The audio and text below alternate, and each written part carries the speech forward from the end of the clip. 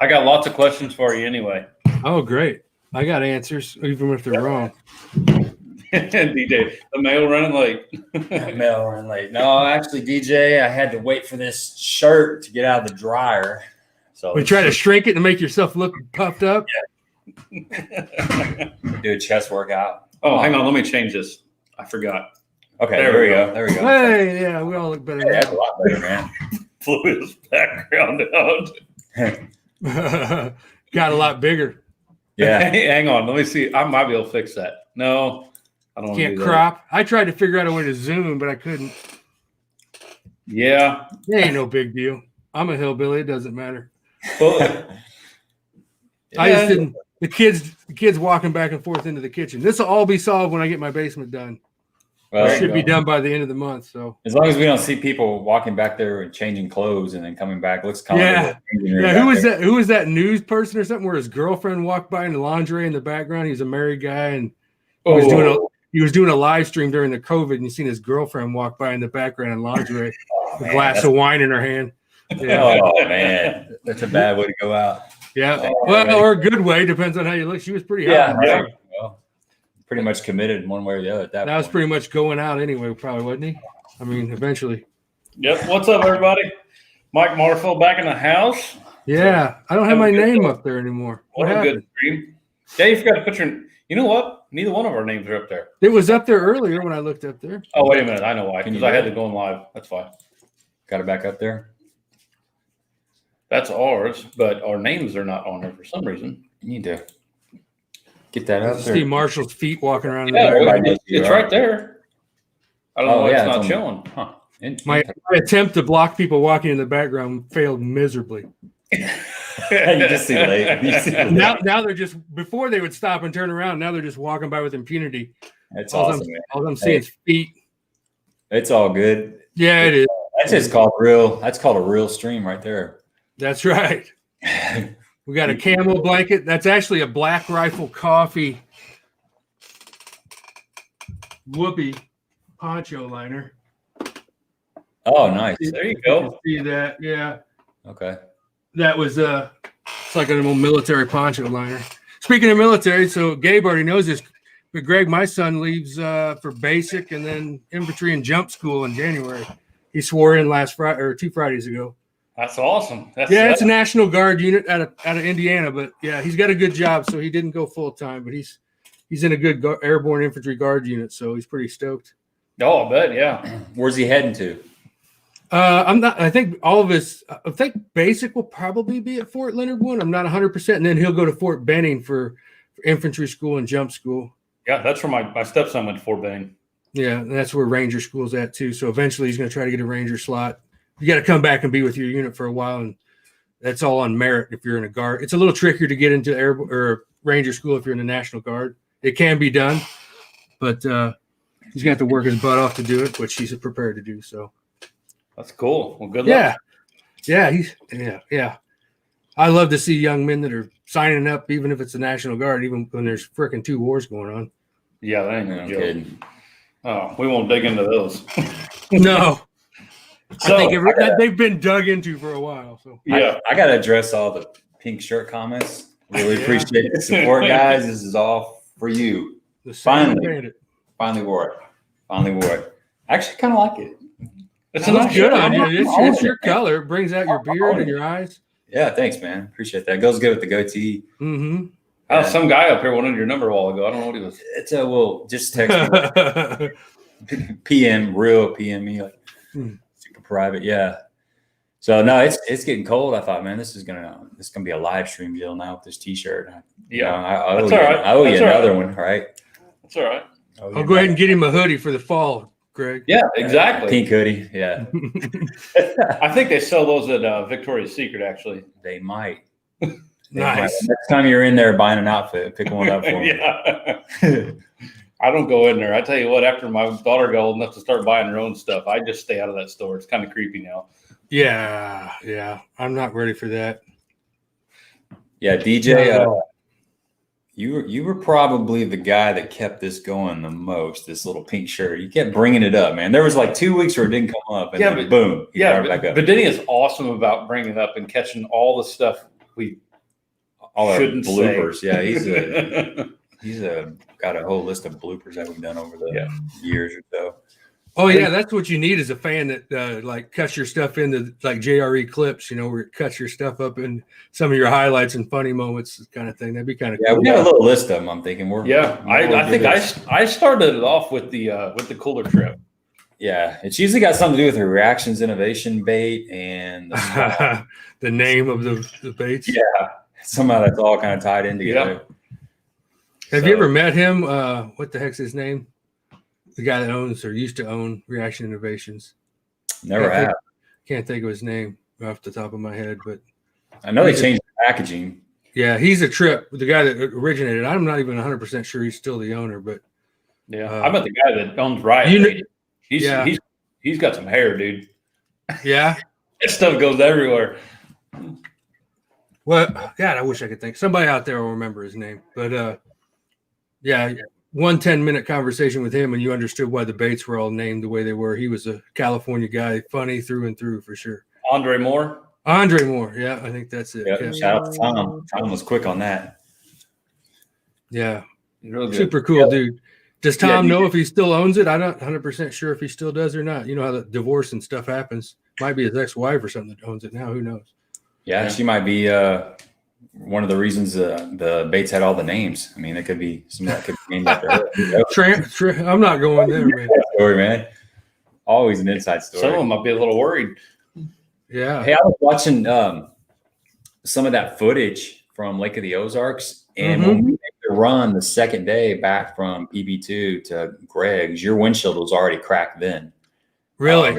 Yeah, I haven't. I need to look closer on the practice video. You broke his windshield? No. Mike can talk about how rough it was out there at Lake of the Ozarks. Crazy. This was last weekend, right? The weekend before. Last weekend was Big Bass Bash yesterday and Saturday. The weekend before that. Yeah. Weekend before that, yeah.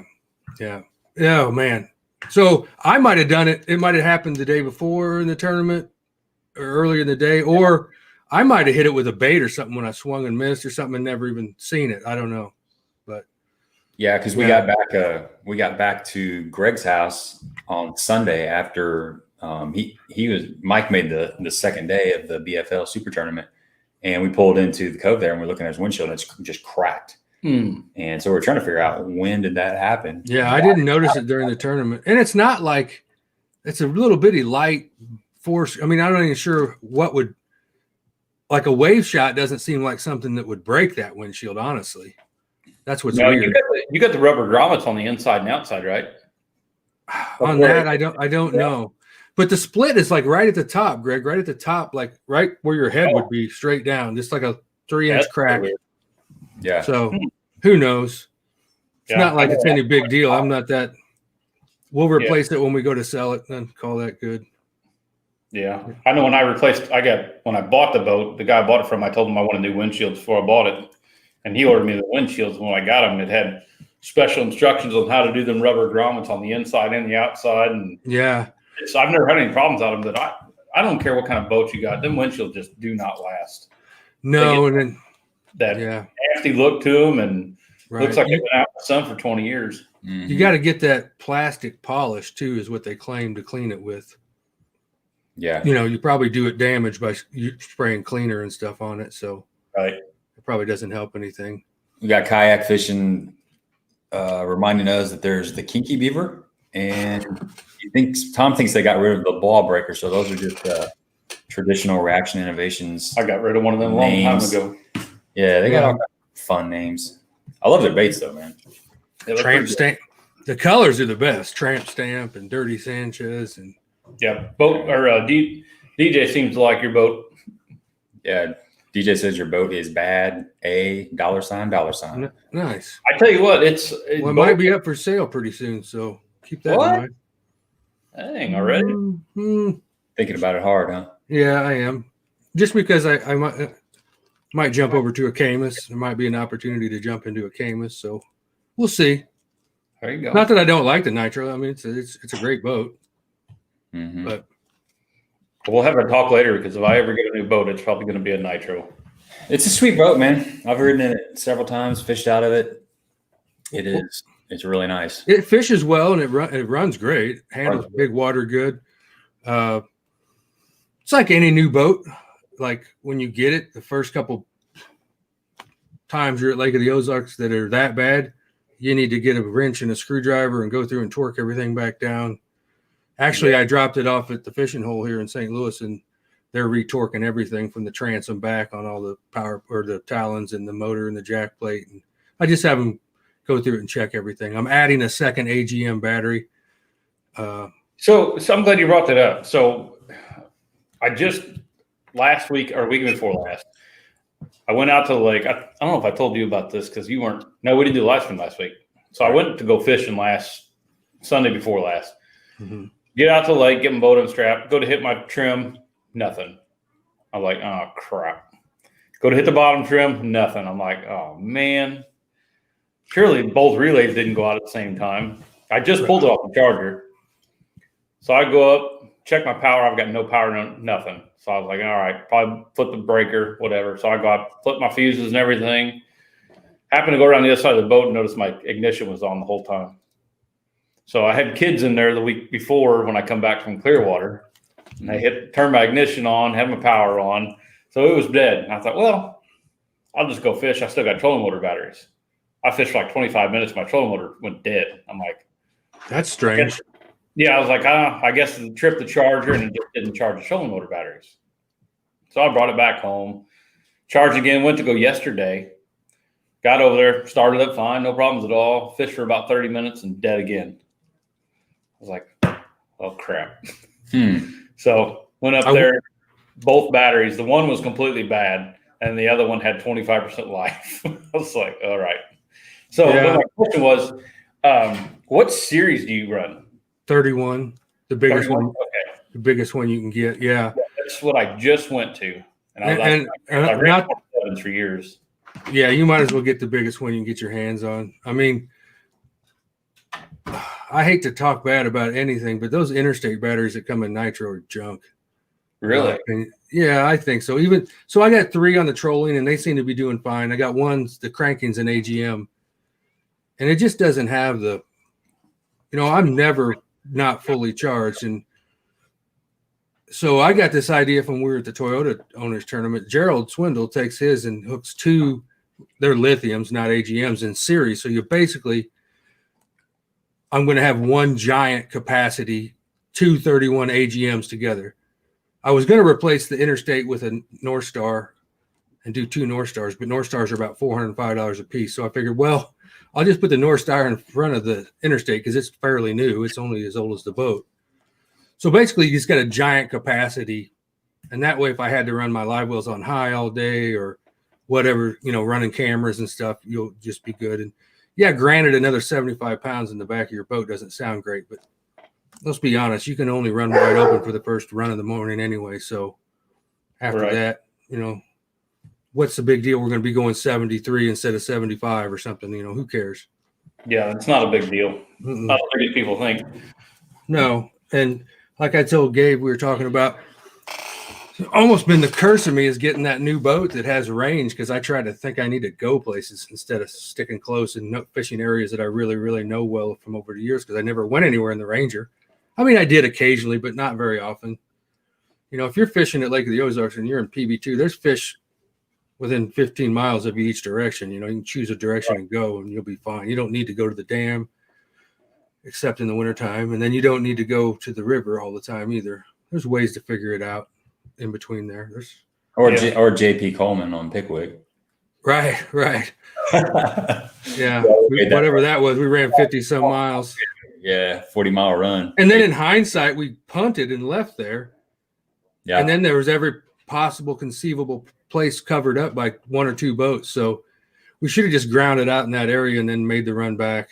Yeah, maybe we should have hit that marina a couple times, or that just. Yeah, it could have been a timing thing. We caught him in the afternoon there in practice. So that's true. God, that stuff's so critical. So it is, and almost like the BFL. I mean, remember we sat there and discussed what I should do on day 2, and I made the right decision. Right. So how was Lake of the Ozarks fishing anyway? It's been really tough. For Lake of the Ozarks, it was real tough. I mean, for me to squeak in with whatever I had. 11 pounds on the first day is unheard of.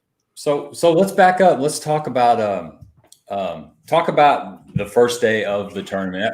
Let me give you guys a refresher out there in YouTube land. So me and Mike fished the BFL Super Tournament on Lake of the Ozarks, and that was last weekend. Me and Mike went down on Thursday night. Didn't have a chance to practice. We got down there really late, so we got up and put in about a half a day on Friday and caught some fish. We actually caught about 6-7 keepers or so. I've watched the footage, and in fact, while I'm on that topic, I'm gonna have a video out Wednesday if things go good tomorrow, and I can get it all edited and stuff. So look for that Wednesday. That's gonna be me and Mike's practice day before the BFL tournament. So that practice showed us that they were biting. You know, it was just a matter of culling through some of the smaller fish. So Saturday morning, the BFL starts. I'll let you just take it from there. Yeah, I mean, I went up to some of those same areas, and I think I had my 3 keepers by 9. No. Probably by like 8:30, I had 3 keepers swimming a jig, like in the front edges of docks and stuff. And this isn't like what I consider a place that I would super juicy place. I was just trying to go up there because we had some bites and survive. And then about probably 11:30, I got my 4th keeper, and I've been catching a few shorts, but not many. So I was kind of confident that I was in the right area. At least the fish I was catching, they weren't big keepers, but they were all keepers, you know, for the most part. Now my partner was catching a lot of shorts, but he was pitching a wacky worm around. So, you know, sometimes you can catch big ones on that, but it's also tougher to put it where I was because, you know, that thing skips. It'll go up and over things and, you know, get wrapped up. So about 12:30, I decided to run back down to a place that I really have a lot of confidence in. And honestly, it was like 26 miles an hour is about as far as I could go. So I was really glad I was only a couple miles from there. It was that bad already on Saturday at like 12:30. It was just brutal, really rough. I run back down there. I tell the guy that I'm fishing with that, you know, this is what we're going to do. This is how I'm going to go through this area. And I was telling him I got a lot of confidence in here. My second skip under a dock, I caught my 5th keeper. So we go way back in this thing is till the end of it. And there's some seawalls and stuff in there. And it's pretty bright skies, if I remember right, on that day, Gabe. Like in the afternoon, the skies were pretty clear. Yeah. And all of a sudden, I just started seeing these gizzard shad like this big, you know, 6 to 8 to 10 inches long swimming around back there. And I looked at my partner and I was like, they're here. We're just too late. So what's the significance of those gizzard shad on Lake of the Ozarks? Big bass like to eat gizzard shad. I mean, I've never somewhere, that's just my theory. Anywhere you find the big gizzards, and a lot of people will tell you that, put your trolling motor down and start fishing. There's big ones living somewhere close by. Mm-hmm. So I was like everywhere, you know. Yeah, there was the little shad everywhere. Right. So those everywhere. And I was catching little fish around those, you know, little keepers and small, you know, 13, 14, 15, you know, 15-inch fish around those little shad. But when I found those big ones, that's when I didn't think I was going to make the second day, but I was thinking to myself, I should come here first thing in the morning tomorrow if and just spend the day in here if those are here. And lo and behold, I squeaked in the last, actually tied for 22nd. So I don't know how I got put 23rd. I guess maybe Joe had a bigger one than me or something. I don't know how they worked that out, but who cares? It doesn't really matter. So if you're not familiar with the BFL, how it works on those supers, 23rd co-angler gets placed with the 23rd boater and on up to first and first. You know, whoever's in first in the co-angler draws the first place boater kind of thing. Right. And they take 20% of the field, and there was 119, 117, I forget. Something like that. So you got that last spot. It's funny. I ran into Mike as he was putting this fish in the weigh-in bag, and we were talking and stuff and weighed in, came back down, and we were sitting in the boat. In fact, the tournament video will probably be out next weekend sometime, but there'll be footage of me talking to Mike in the boat and him kind of giving a rundown of what he did and stuff. But hopefully it matches what I just told you. It's probably pretty close. yeah, you're right on. But I've slept a few times since then. We were both thinking you weren't going to make it. You know, no. In fact, we were getting ready to head back when somebody said, you better get your butt up the hill. I think you made it.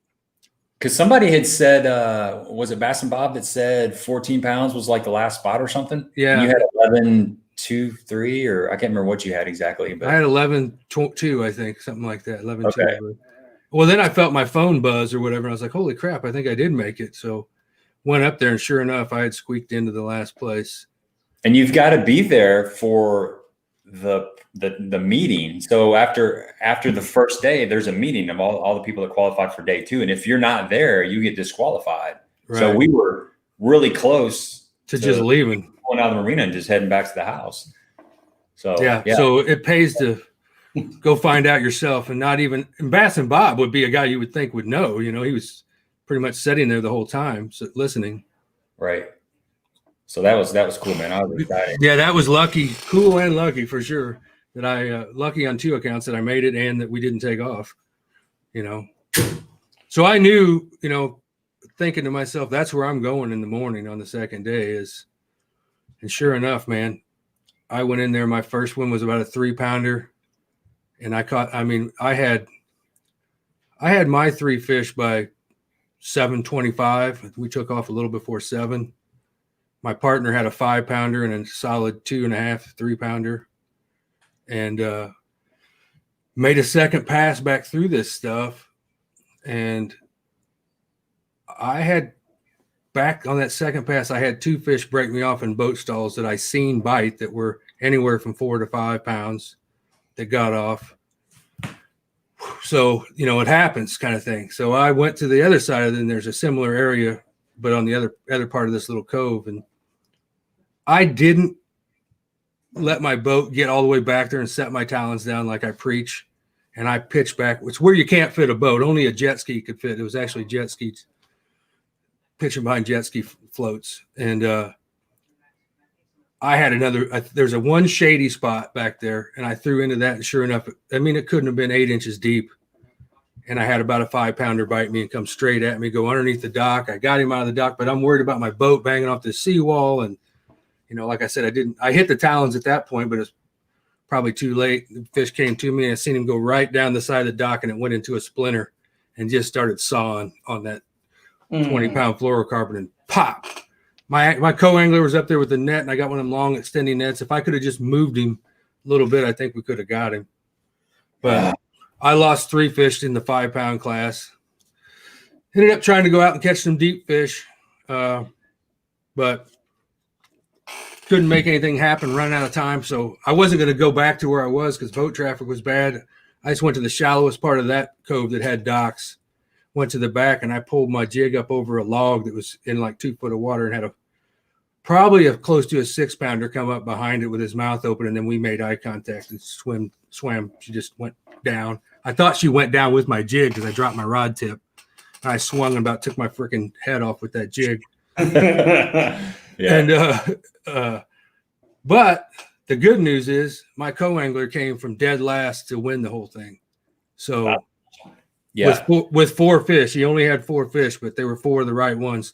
So my point being, we made the right decision. We were around the right ones. I just didn't execute. I don't think I could have came back to win, but I could have came back to probably get in the top 3 or maybe second. But you know, it was funny too, because I got home that night, and then the next day I woke up and my phone said pictures from this day 2 years ago, and I pulled them up, and it was me winning the web tournament. So it was exactly 2 years. It was me leading after day 1. So it was almost exactly 2 years to the day to winning that web championship. And I was fishing the exact same areas. So that ought to tell you something about how that fish is pretty similar by moon phase and length of day when it comes fall. Because the water temperature was way warmer this time than it was that time. But good question, Mike. Just party there. What's up, Tony? Tony Colombo in the house. Guys, if you haven't checked out the 2A podcast, go check it out. How much impact has that? I don't know if it's had an impact on the fish. I really don't. I think maybe on how you catch them, it's had an impact, maybe. But I don't think the boat traffic bothers the fish as much as it makes it tougher for the fishermen. It's obviously keeps some people from fishing. So in that respect, maybe it helps. I always say that Lake of the Ozarks in the summer, there's not a lot of tournaments. There's some night tournaments and stuff, and all those boat docks. I think it gives them a break. Where most tournaments, most lakes have tournaments year round. So maybe it gives them a little break. It's tough on the fishermen and the boats. I can tell you that. If your boat's 20 foot versus 52 foot, you lose every time when you get out there in that stuff. Yeah, no kidding. Let me do a little house cleaning real quick. We got Whitewell Fishing in here. What's up, dude? T. Harris says he agrees on the AGM batteries. He had a set and just replaced them. They were 9 years old, so that's always good positive feedback. Absolutely. My last Optis, I think I got 7 years out of them in the Ranger. DJ says we use interstate batteries at work and our substations. Not much life to them. What's up, Bob? Bob's in here. George, I hear you, man. They're calling me Pinky now. I feel like I'm in a Pac-Man game. Wade Weems is in here. Joe Mark. What's up, Joe? Appreciate the decals, bro. Really, really appreciate that. Yeah, you got them up behind us. Yeah. Yeah. Cool. Looking good, man. And then here's something from Steve here. I was at Ozarks last week. The fish were in 12 inches of water or less. Could not get a deep bite. So that's most of my fish came out of 2 foot or less in that tournament. Absolutely. I'll be there in 2 weeks for our classic tournament. So they'll probably be still up there, I'm sure. Yeah, I hope probably even more of them. You say it's next week? No, the week after. Okay, the 17th. So the week after the Toyota series. Yeah. So that lake's going to have seen some pressure, to Tony's point. BFL Super, Big Bass Bash, Toyota Series, all 3 weekends right in a row. So back to back. That's a lot of good sticks out there chasing them. So I'll be coming to do cleanup. Yeah. Yeah, it's still full of 5-pounders, man. Yep. So my co-angler from day one, Gabe, went up there and caught a 592 and cashed a $1,200 check at the Big Bass Bash. Nice. Yeah. I got one of the guys I work with. He had I think it was a 479. He was in I think 15th place day one, or I think. So it didn't last long though. That's a testament also to those 2-day tournament formats, because your co had 4 pounds, something a little over 4 pounds, and he was in 23rd, and he squeaked in there. And I talked to him. He's a really nice guy. He said he just caught that. I think he caught a 2-pounder right towards the end of the day that just barely bumped him in there. Yeah, he got on a run with a chatterbait. He was throwing a chatterbait at the end. That was his confidence bait. He kind of said something. I was like, well, I just keep throwing this jig because that's what I got confidence in. And I started that day with 3 rods on my deck, 2 jigs, a tube, and the whistle pig for Gabe told me to put on for luck. So I had that up there. And then when I think he caught 4 or 5 in a row, and one really nice one, like a 4-pounder on that chatterbait. But he was throwing the chatterbait and not getting bit. And I said, man, I always put a swim bait on the back of there. I turned around and he said, I took your advice, and he put a Kitech paddle tail on the back. And he caught like 5 or 6, 7 fish on about 5, 6, 7 casts. I mean, maybe 10 casts. He caught like 6 or 7 fish, and 2 of them were keepers right there at the end. One of them was a nice one. So I had dug in and got my chatterbait. Then I got a spinner bait. Then I brought out a swim bait, and I couldn't get him to bite mine for anything. So I went back to throwing the jig and caught a couple more short ones, and had a couple more bites. But at that point, we really only had about 25, 30 minutes left anyway. Yeah. And here's a funny story. Speaking of the batteries. So he knows he's going to make a big move. He doesn't know he's going to get to first. He has no idea because he only got 4. He couldn't get that 5th keeper, and tied everything down, jumped in the seat, just deader than a doornail. Ugh. And I said, never fear. And the look on his face, he looked like, oh shit, we're not getting back. And I said, we got 5 minutes. We're good. And I got back there, and I have a jump switch. So all you tournament anglers, if you don't have a newer boat, go out and pay to have or if you're good with electric or wiring, put your own in. So I was able to just flip one switch and it goes right to my trolling motor batteries and fire it up and switch it back. And I said, now we only got 4 minutes, so hold on. And I ran pretty hard for a minute, and then I realized we were going to make it, and I slowed down just because we had fish. And I think I figured out this was very depressing. I've never ever lost a fish in a tournament. I checked those fish about noon, and then my partner said he checked them probably about 1. But when we got back to weigh in, all 3 of them were upside down with golden eyes, just deader than a doornail. And I didn't make any runs. Live wells on, oxygenator, G-juice, put a little ice on them. And I don't know what happened. And I think I've called a bunch of different guys that I know, and I came up with this. I did not drain my live wells all the way out because I didn't take my boat out of the water. I kept it at Greg's dock, not on the lift, just tied to the dock. And I think I had those 5 fish in there pretty much all day, and they were probably stressed out and emitting peeing and emitting stress chemicals and ammonia. And then I just filled that live well back up without backwashing it or cleaning it out in any way. In hindsight, I should have opened the live wells and just backed up and back flushed them and drained them, and did that a couple of times. And then maybe even left them open in the morning on the run in to try to drain them out even further, put it up on pad and get the water out of them. Because I cleaned them out with this live well cleaner that I got, and it stunk to high heaven in those 2 live wells. I think the reason his fish lived and mine didn't, because my co-angler day 1 didn't catch any fish, or didn't have a big load of fish in there. I can't remember. Did he catch one? I don't think he had one. He had one. He had one keeper. Yeah. So I think that's what did it. I think that, having your day 1 fish killed your day 2 fish. Mm-hmm. Well, I killed my day 2 fish because I didn't know that. Live and learn. I've never fished a multi-day event where I wasn't pulling my boat out of the water. That's got to be what it was, Mike. You got guys out there. If you've had that situation, what's your theory on that? Leave some comments on there. Because like he just said, he had everything he could do going. The oxygen, the G juice, all that stuff. Right. So it's got to be kind of chemical that they put in there. Yeah, and I filled my live wells coming into that cove that morning. I filled my side anyway. I always try to do that out in deep water, not because I knew I was going to be fishing shallow, so I didn't want to fill it with that funky shallow water, with all those boats in there. How where all those kind of gets a nasty. It'd be like filling your live wells in PB2 with all those boats idle in the morning. Wouldn't be real smart. Mm-hmm. So on the way in, I kicked the live wells on to fill them up. So that's the only thing I can come up with. Your live wells they're completely divided. Different live wells. Okay. And I'm telling you, so while it was dry, I shot back any shad remnants and that stuff out of there. And there's a couple craw pinchers, I think, in there. And I shot back them out of there. And then 3 or 4 days later, I used that shot back to vacuum out my truck, and about gagged with the stank coming out of that. But the live wells stunk to high. They smelled like somebody had been peeing in them.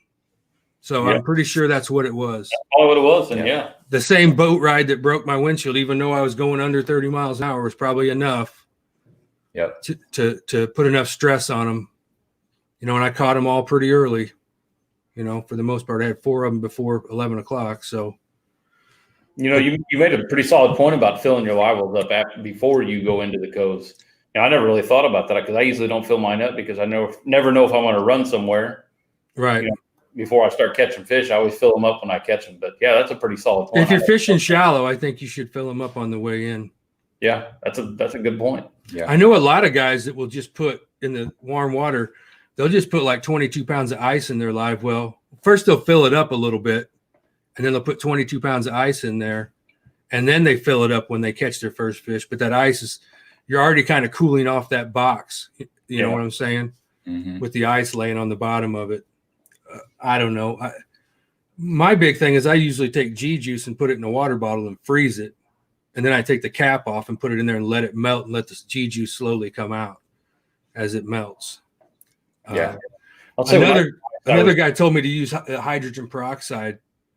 Like, I think it was a teaspoon per 15 gallons. That's straight oxygen. And actually I looked it up on YouTube. Doug Hannon, the old bass professor, if you guys remember him, he talks about that you can actually keep fish alive without live wells with using hydrogen peroxide because it's straight oxygen. Because hydrogen peroxide, I think he said the chemical is H2O2. So it's got 2 parts of oxygen. So it's got more oxygen. And that's when you put that in there, it causes it to be straight. Yeah. You know, just adds oxygen to the water without bubbling it. And I usually, if I have the option when I catch fish to fill up my live well, if there's a shade line close, I usually sneak right up in that shade line. Get some cooler water. Cooler water. Because that shade water's 3, 4, 5 degrees cooler typically. Yeah. That's like where I was fishing. There's occasional little oil slicks and stuff, and the water's only 3 or 4 feet deep where the boat's set. And so I don't want to pull that stuff in there, you know? So, right. I don't know, man. I felt horrible, and that cost me some money probably because, you know, the penalty.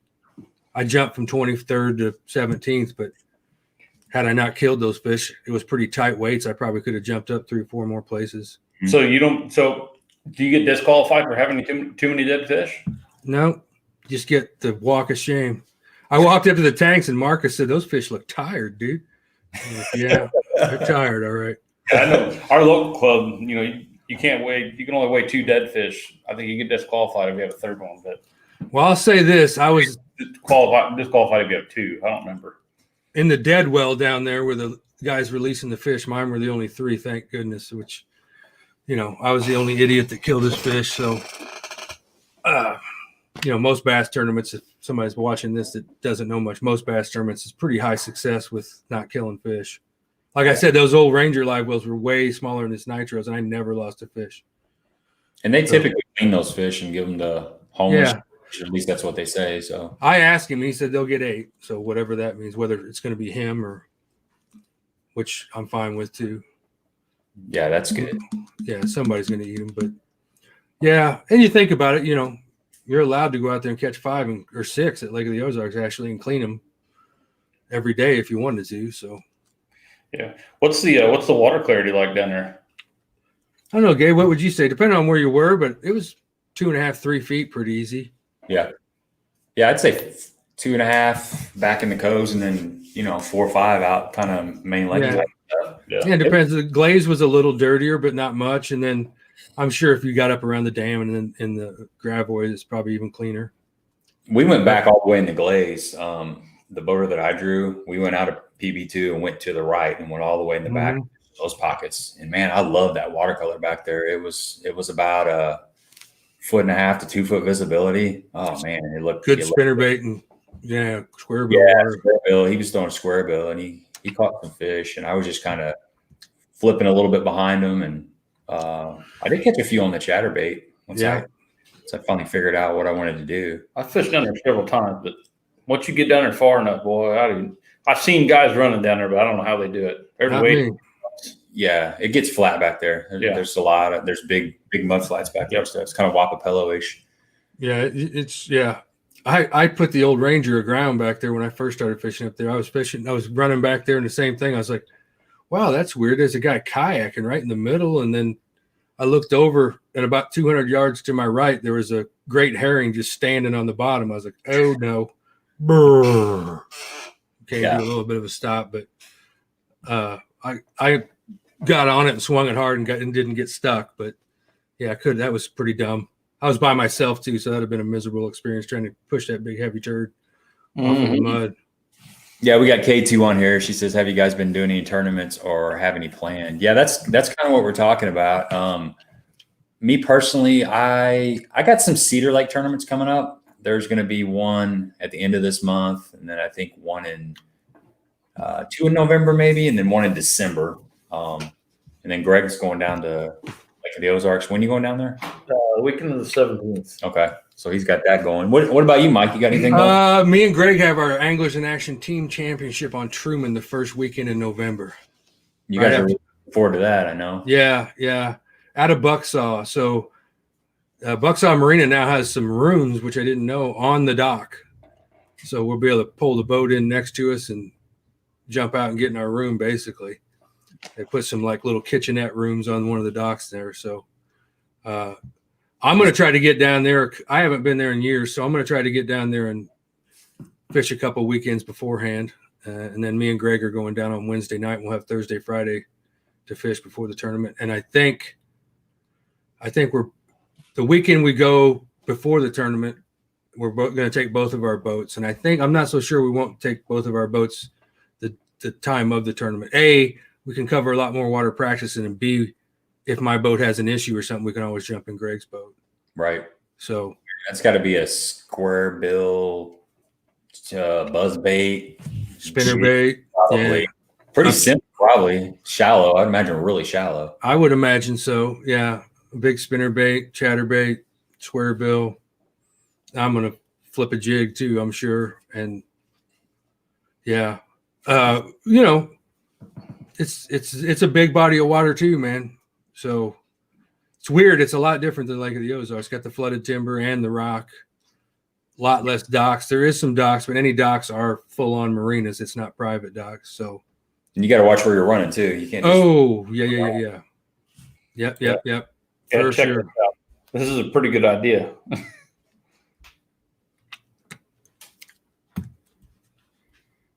Huh. That is pretty wild. It's a pretty good idea. Yeah, so it is. In a thermocline, I guess. Yeah. Well, sucks that cold water in.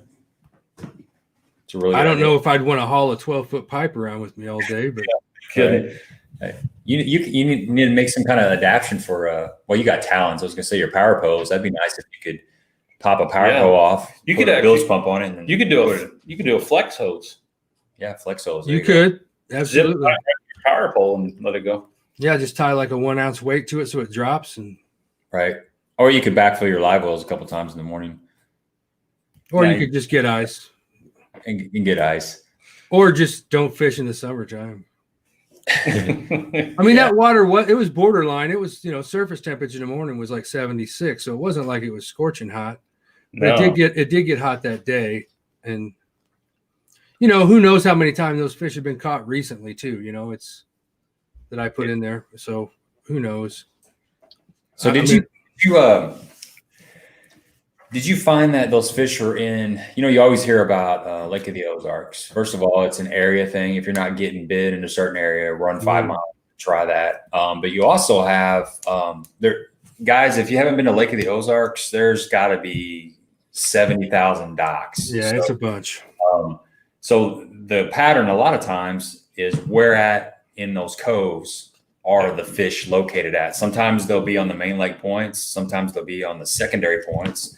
Sometimes they'll be the front third, middle third, back third. And that's a lot of times that is the key, as well as when you're fishing docks, it's important to almost pretend like the docks aren't there. So you can look at the topography of the actual lake. Because obviously some coves are shallower than other coves. Sometimes the fish are back in the little bit deeper coves. But did you find that they were in a certain section of the cove as you went in? All the way to the back. All the way in the back. All the way in the back for me. And then if you caught fish, all the way in the back is where they were super shallow. Obviously, it's shallow back there.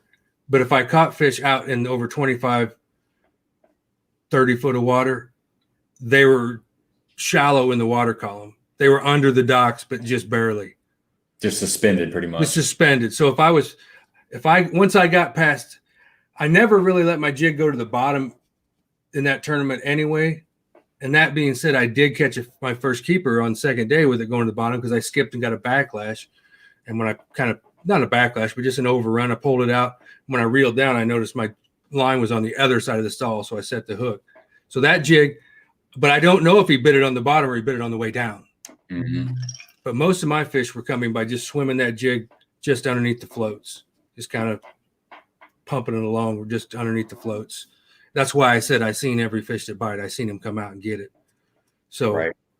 And then in 2 feet of water, it probably wouldn't have made a difference if you let it go to the bottom, because even if they're at the float that puts them 8 inches below the water, if your jig's on the bottom, they can just nose down and go get it. You know what I'm saying?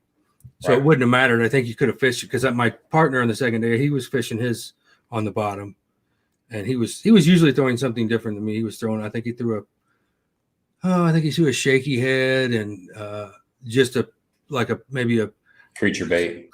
Yeah, he was throwing. That's right. He was throwing that Christie critter. Yeah, he was throwing that crispy critter. I did hear a lot of guys were catching them on black and blue jigs. Now you don't have to give your color away, but No, it was green, pumpkin, purple. Yeah, it was always green, pumpkin, purple. I was brown and purple jig with a green pumpkin purple trailer, or a peanut butter and jelly with a green pumpkin trailer. It's not a secret there. I mean, right. And it's not. It doesn't matter. I think I could have been catching, as long as you weren't throwing a fire red one or something real weird. You know, if you got black and you got blue, or you got green pumpkin and black, or brown and black, I think you're fine. It's a bluegill thing most of the time. I think so. And it's not a swim jig you're throwing either. It's a football jig. Head. It's a football head. Right. And I do that because I think it pushes more water when you're swimming it, and they don't roll much. How heavy of a jig were you throwing? Half ounce. Half ounce. Okay. Yeah. And then when I would fish the bigger docks, I would fish a 5/8 or a 3/4. Just because the bigger head, and then it drops harder at the end when you let it go. Don't need it dropping that fast in the shallow water, but in the deeper water, I want it to drop faster and push more water on those big docks. Yeah, it's funny you say that because I kind of switch back and forth in between. I threw the moccasin swim jigs a lot, and the 6 cents Divine swim jig has got a lot bigger profile head on it. For whatever reason, that's one if I'm not catching on one or the other, I can go to that one. And like you just said, it pushes up more of that water. I think so. Difference. I think so too. Swim jigs are good, but I don't think you need a swim jig if you're not in any kind of vegetation. You don't need that pointy head to get through. So, and then what's nice about having the football jig, if I know where there's a brush pile, I can flip it in there and still bring it through there. It's a misnomer that footballs don't come through cover good, because they do. They come through there just fine, I think. I don't ever have much trouble with it. And what I like about that Jewel football jig is, since I am getting it on a reaction, I have that. It has a lighter wire hook into it, so you can just kind of lean into them. You don't have to blow out of your shoes to drive a big flipping hook into them. They almost hook themselves, with that lighter wire hook. So that's fun, man. Because that jig's meant to be fished on 12-pound test in 30 foot of water. That's why it's got a light wire hook, because you got it way out there and way deep, and you can't get you never get a flipping hook into them that deep. So the jig I was throwing was a half ounce. It was a Cumberland Pro, but it's got like a 3/0 light wire hook. So the same thing. You just feel that little bite, and you just pull into them. Let that fluorocarbon and the backbone of your rod do the work. Exactly. It's a fun bite. It's a really fun bite. Most of the fish that I caught were just coming off the front corners of the docks for the most part, and that's really what I was offered to fish. The guy I fished with, he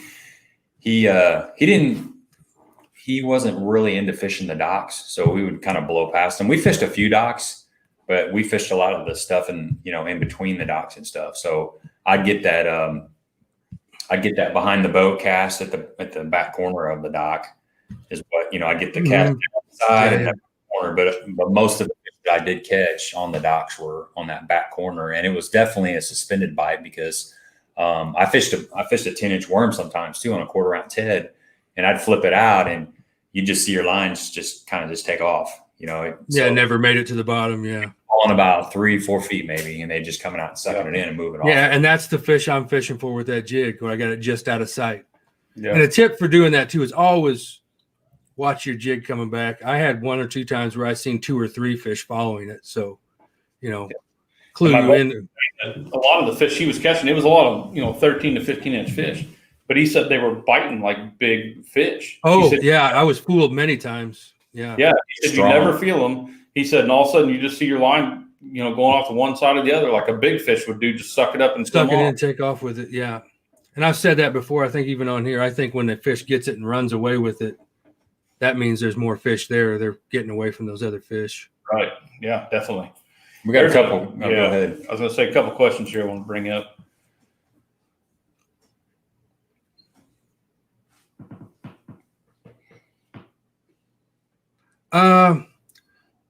That'd be nice, but I don't think they could they'd have to come up with something like, even in the Elite Series, you pay to be a marshal. So, are people willing to come pay at the level we're fishing to ride along? I don't know. I think it would be great.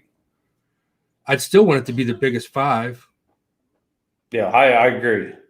I like that format better than any of them. I mean, I think you can still do the catch and weigh immediately and release, but just have the scale keep track of your total and what your biggest 5 are. Yeah, it'd be a whole lot easier to go back and call all the time too. Yeah. I mean, in like the web series, I guess a way you could do with that would be to do away with the Marshall, maybe is, you're going to get lie detected. So unless you're an FBI agent or something can beat the lie detector test, I guess if they came up with a scale that allowed you to weigh them, and maybe if you had a GoPro on at the same time or something, and you could just bring your scale back, I don't know. But I don't see where they could afford to put a Marshall in the back of 100 and some boats every time. Yeah, kayak fishing there. He's probably familiar with kayak tournaments, and that's, the way they do it is they take pictures that are time stamped. Yeah, that'd be the same kind of concept do it with the GoPro and weigh it in front of the camera. You know, everybody, that would be more realistic than a Marshall probably. I mean, I did the Marshall thing, and even in the Elite Series, I think I paid $125 to do it. Now I got that back in swag and just knowledge of watching the pros, because when you're a co-angler, you don't necessarily get a focus on watching exactly what they're doing. You're glancing up there and but when you're just sitting back, sipping on a water and totally watching how they go about their business, it's a lot better learning experience. Yeah, you're a co-angler. You're fishing the tournament too. You're fishing. Yeah, I want to check. I want my money back. Yeah. Right. And that's probably as a co-angler, my mindset is paying attention to what the guy in the front is doing. Like if he leaves anything, something real juicy like a fork of a lay down or something that I obviously see that he missed, but at the same time, and throwing a different bait than he is, but at the same time also focusing on your picture, not being so caught up on what he's doing. You almost got to cut. Some of the better tournaments I've had, I've kind of almost cut myself off from the guy in the front. I mean, there's definitely interaction and stuff. You don't want to be a jerk. You want to have a good time. About having fun. You're fishing, but at the same time, you got to get that mindset that you're fishing your own little stretch of water, and you're fishing. I don't want to say you're fishing for different fish, but you're fishing for fish that have passed up his stuff.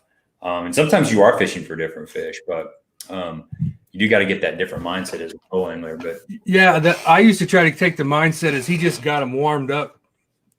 Nice. I like that. He ran a spinnerbait through there and got him warmed up, and now I'm going to drag that jig through there and get their attention with that. Yeah. I mean, I think that probably happens sometimes, right? One kind of thinks about it and then doesn't commit to the spinnerbait, and then here comes the jig or a worm or whatever. It definitely happens. Yep. Definitely. There's a question from Ricky Harris. He says, what trailer were you using? I use the Yum Chunk, and I use the biggest one. I think it's 3.75 inches on that 1/2 ounce. Now, when I go to the smaller, like wintertime jigs, the little 1/2 ounce with the short hook, I put the 2.25 inch Yum Chunk on there. They call it a Yum Chunk, but it's not a chunk. It's a craw. Yeah. It's not as long in the body as, say, like a Rage craw. It's got the big flappers, but then the body of it's only, the total is 3.75 inches from into the tip of the craw tails. And it's fatter. It's a real fat kind of. Yeah. That's a good. And I scissor off the first 1/4 inch or so.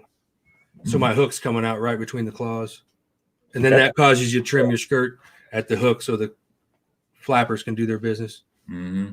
I like that trailer a lot. The price is right on it, and it's got a unique action compared to most of the other crawl style baits that I've seen. That's what got me is the first time I ever just reeled it straight back.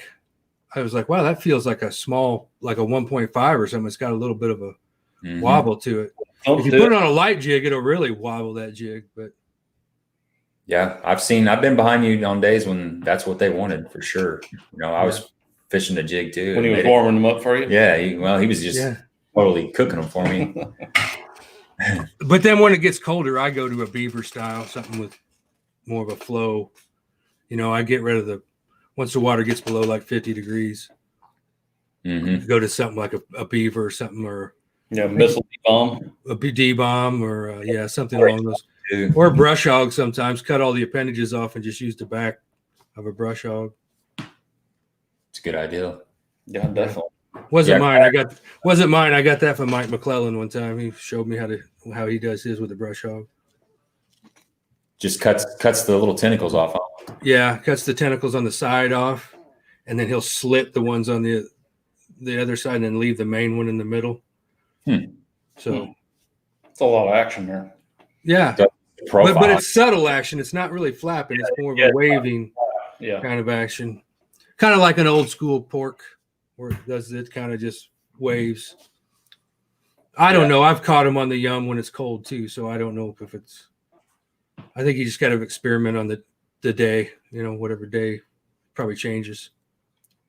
I talked to a guy today on my route that fished the Big Bass Bash, and he said they caught a lot of fish, a lot of topwater fish.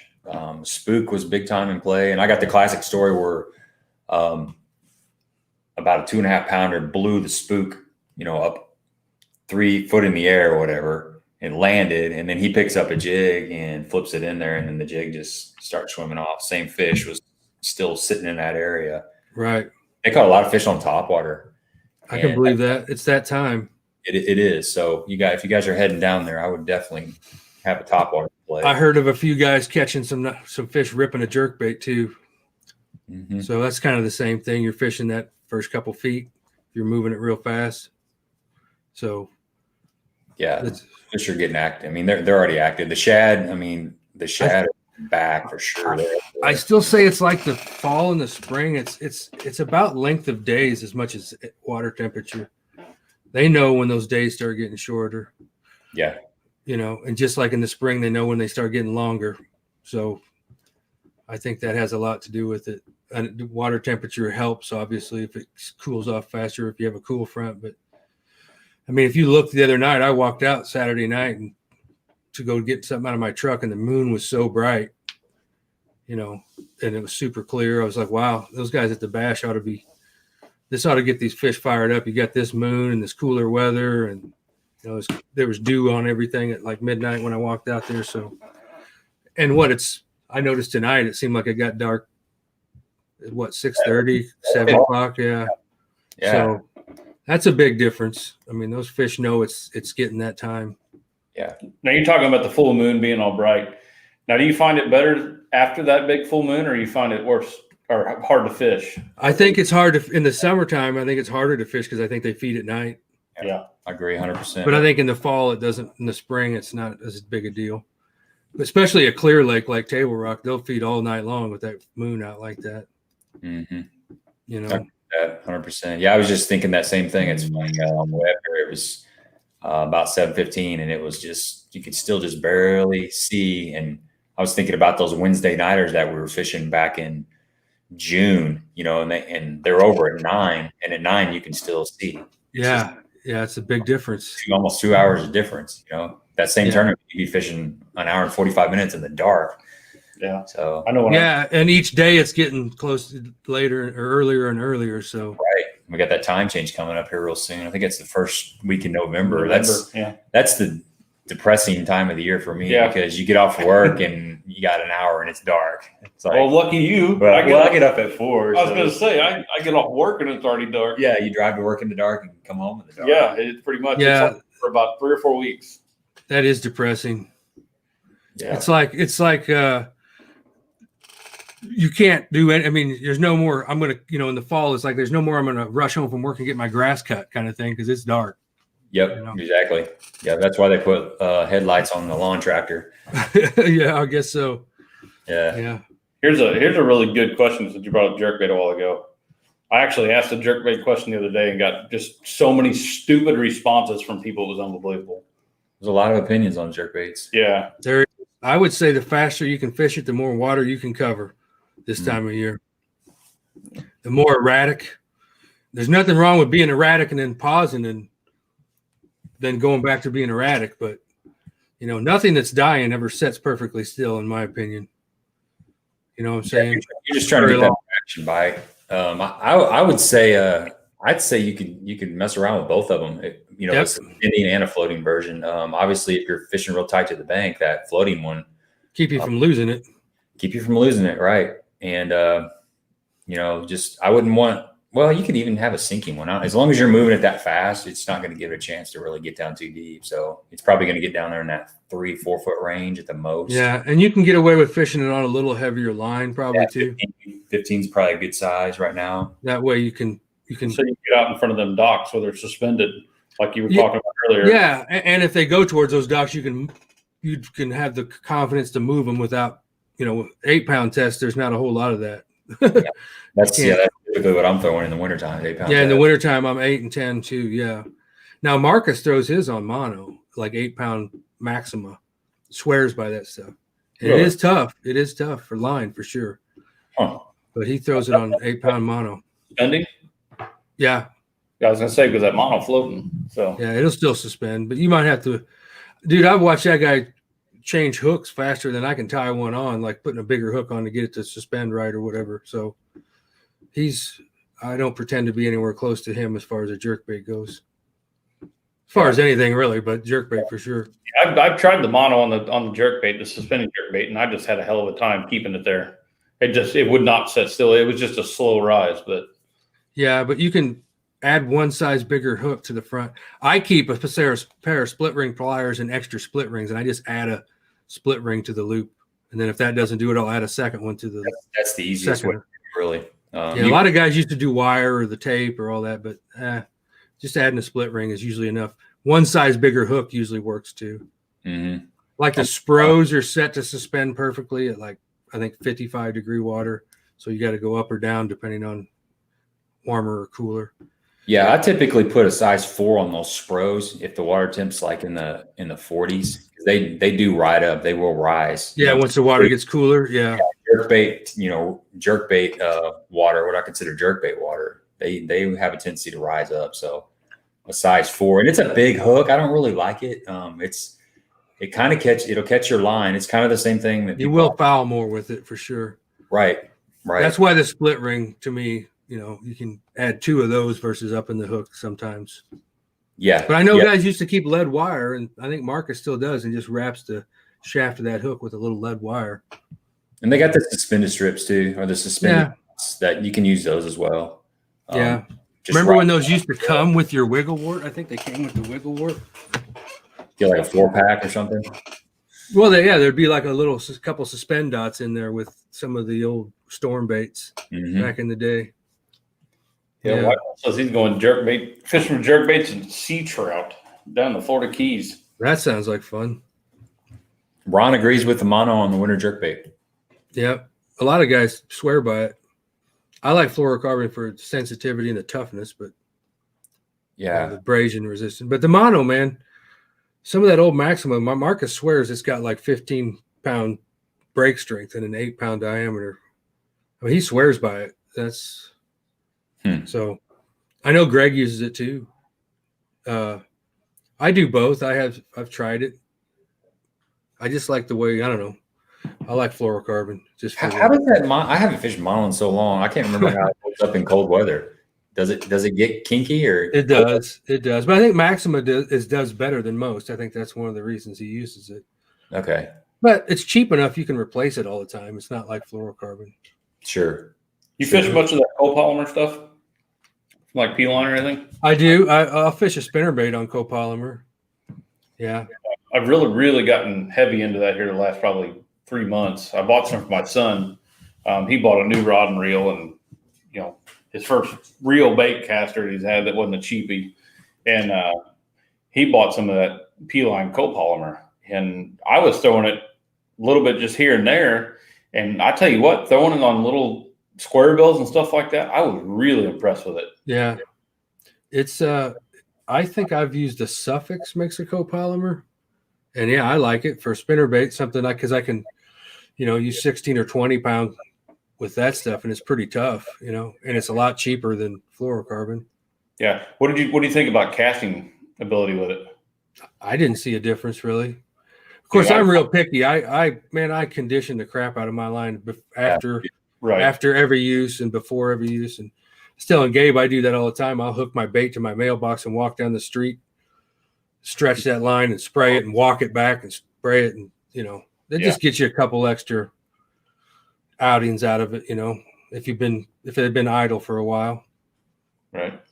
Yeah, I've got some P-line on my The copolymer. my swim jig rod right now. Yeah, because I was out a 15-pound fluoro, and I haven't just quite went that far with it yet, but I mean, for the like I said, throwing the square bills, and the one thing that I noticed it the most on was throwing just a plain. We were fishing some grass, and I was throwing a little paddle tail Kitech or Rage Swim or whatever it was, and it had just enough stretch in it, like mono does, that I really liked. And like I said, the castability was just unbelievable. I probably got an extra 10 to 20 yards out of it. Yeah, I can see that. I can see that for sure. It'll get memory in it though. Yeah. Typically that P-line does. Like Mike was saying, I remember many a times where I'd pull up to the boat ramp and hook a crankbait or something to my boat somewhere and stretch it out. I'd have to do that every time. I fish fluorocarbon all the time, P-line. I mean, that's my biggest line I use. And it's terrible about that. You have to stretch that out. Yeah. It gets bad.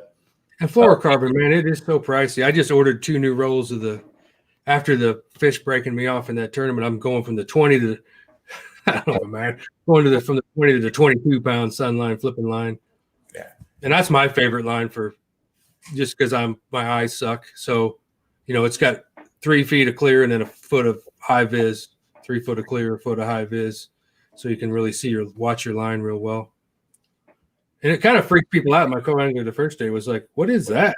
And do you try to make sure you don't tie the high vis part? I was like, I don't even pay attention. I just tie it and it ends up where it ends up kind of thing. But I don't think it matters, especially like in the Ozarks. And if you're swimming a bait and moving it fast enough, I don't think that stuff makes a difference. No, I don't think it makes a difference either. DJ asked, where do you add the split ring? I add the split ring right on the hook, like the eye of the hook. Yep, me too. On a jerkbait. It gives it a little bit of noise too, I think, when you jerk it. Just a little ticking probably. Little tick. There's some new Japanese jerkbait out there that comes with a little weight you can clip onto it to help it suspend, or if you want it to sink a little bit. I forget the name of it, but I seen it on YouTube, and I've meant to go back and find out if they're up for sale yet or not. But that makes a lot of sense to me. You could just like a drop shot weight almost, where you could clip it on there, but it's a lot smaller. Yeah, it makes total sense. Yeah, Gary's saying hook that P-line up to your scale and see where it breaks. You might be surprised. Yeah, there's a lot of line that it may say 15-pound test, but it's got the diameter of, let's say, 17-pound test or 20-pound test, and it's going to have a higher breaking stretch. That I see Joe's talking about Gamma Edge. First time I got some Gamma Edge, I got it I think it was some free filler spool in a Bassmasters magazine subscription or something, and it was like 12-pound test, dude, and I could not break it. I was fishing that Little Egypt Bass Club 2-day spring event out there on Devil's Kitchen Lake, and we were fishing. I think we were fishing flukes or jerkbaits. I'm not really sure. The water was cold. I think it was in March, but I remember getting hung up, and I couldn't break it. I could not break that stuff. It was it said 12-pound on the spool, but it had to be like 20-pound, and it was a bigger line diameter, but it had the 12-pound rating on it. They put 12-pound on it, but it's really like 20-pound test. Yeah, plus mono stretches so much before it ever breaks too. Right. Yeah. The funny story about that, the first time I ever went fishing with Bob, actually, on his kayak, first time in the kayak, we were fishing down this bank, and I went to go throw down with the bank, and there was a tree above me, and I hooked it. You try to break 20-pound fluorocarbon on a kayak. You're gonna pull the kayak out of the water. You I couldn't break it. Rappel up the tree. Yeah.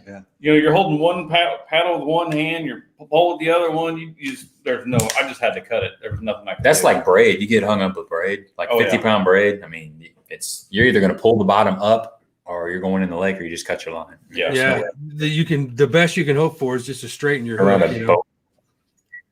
Yeah, you might be able to straighten your hook, but then when you got a bait with a jacked up hook, so. Right. Oh, then he wants to know what line that was on the high vis. What kind of line is that? Sunline, flipping line? FC, I think they call it. Sunline. Yeah. It's not cheap. I just ordered 2 spools, 200-yard spools, and it was like $63 for 400 yards. Yeah, it's premium stuff.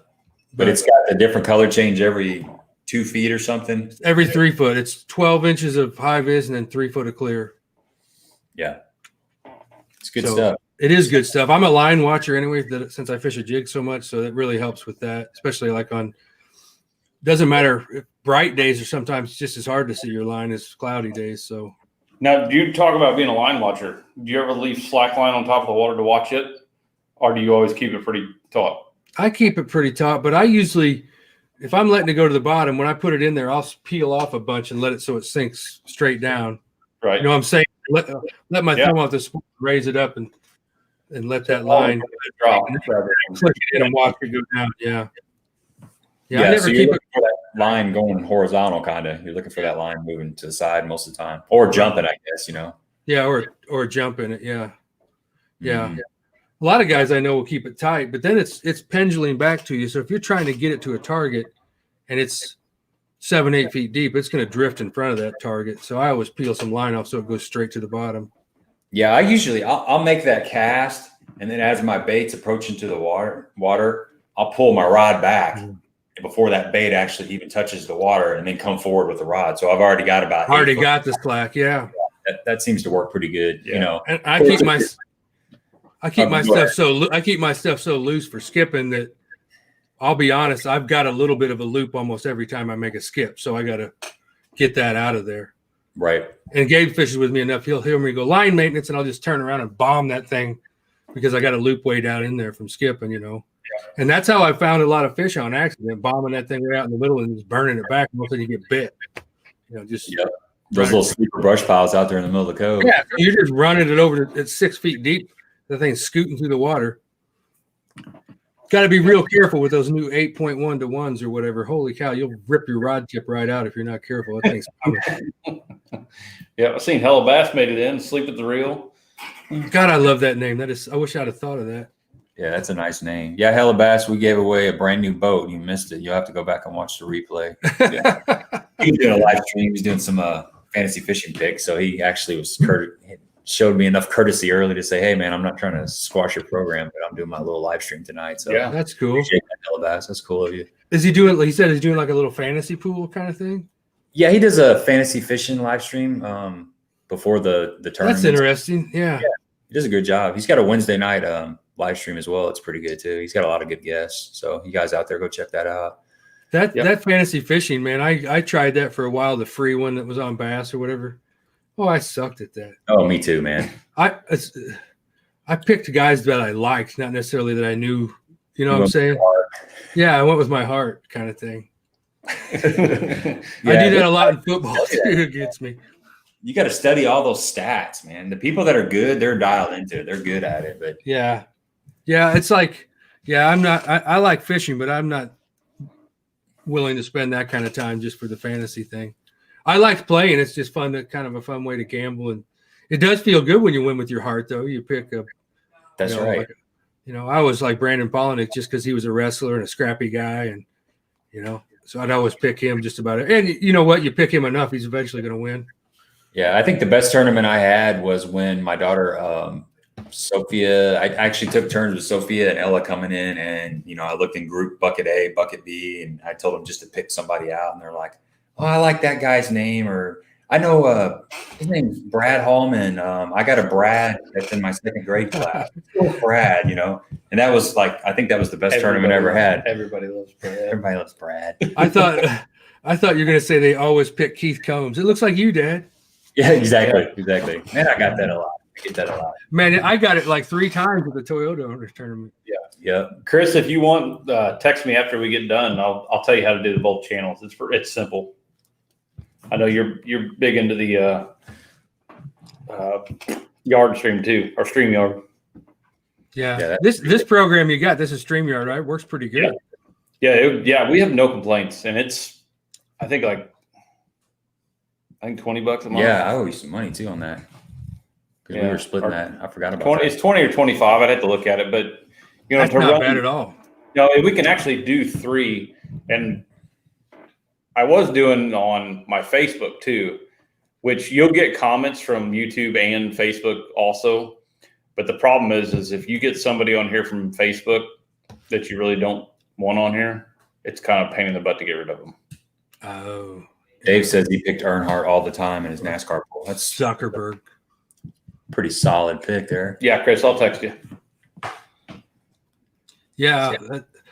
They make it so enticing to play that Bassmaster one because it's a pretty dang good prize. I hadn't looked this year, but I think before it was a boat package or, lifetime membership to Bass and a boat package, and Carhartt gets involved. So yeah, it's a good deal. I mean, It's definitely worth it. But you're competing against so many people. Yeah, it's tough. I mean, and I was looking at let's see, I can't remember what day it was, but they were talking about on Bass Live about the different. Basically, there were several people that were they had picked the right people, or basically they were leading, and they had different people that they had chosen in the different pools, and they told that they were showing the mathematical ways that this person. Oh wow, this person. It's pretty cool. But then it comes down to, I don't know, man. Hellabass would know more about that. But it was pretty interesting how there can be 5 people in first place, but have a couple different people. And Frank the Tank there was kind of the sleeper. He had, I think it was less than 1% ownership. And the guy that had picked him, I think, ended up winning because, he was kind of a dark horse. And yeah, it's like the odds thing, right? Like if they're not. Yeah, you get more points for picking the dark horse, right? Is that kind of how it works? Yeah. It's like in the NCAA basketball thing, you get more points for the underdog kind of thing. Yeah. You can play it safe, but there's a ton of other people that played it safe too. So you'd still be a wash for the most part. And what's weird about the fishing game is I think I talked about this on Tony Colombo's show one time. What you don't know, and I was a prime example of this last tournament, is how close the 17th place guy was to actually winning it. Even though he just didn't execute that day. That time when I won that championship, I never caught a short fish, and I never caught a fish I had to measure all weekend. There was nothing that needed to be measured. The only thing that had to be measured was this, culling out 3-pounders kind of thing. So, what is the length limit down at the Ozarks? 15. 15. Yep. I think it's a 6-fish limit actually. Yeah, but all the tournaments do 5, which is smart because of the live wells. Yeah, I always have some of the team tournaments will do 6 because you can divide them up between 2 live wells, but none of the ones that I've fished do 6. But I've fished like the plumber and pipe fitters, some other ones like that. They allow the team to have 6, so 2 guys can have 6 together, which that's okay because you got 2 live wells to split them up amongst. But to my point, it's like you don't know, man, like.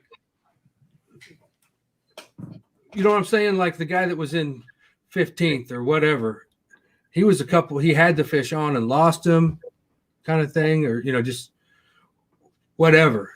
Sometimes you're a lot closer to winning than the place you end up. That's so true. I mean, that's one nice thing about, say, these professional organizations that have the live stream.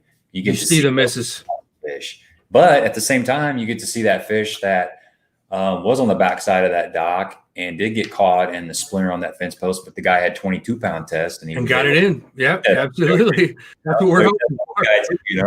That was the other 2 I couldn't have done anything with. When you asked me in that wrap-up video, that one I definitely could have put my boat in a better position, set the talons down before I ever made the cast. Man, that hurts.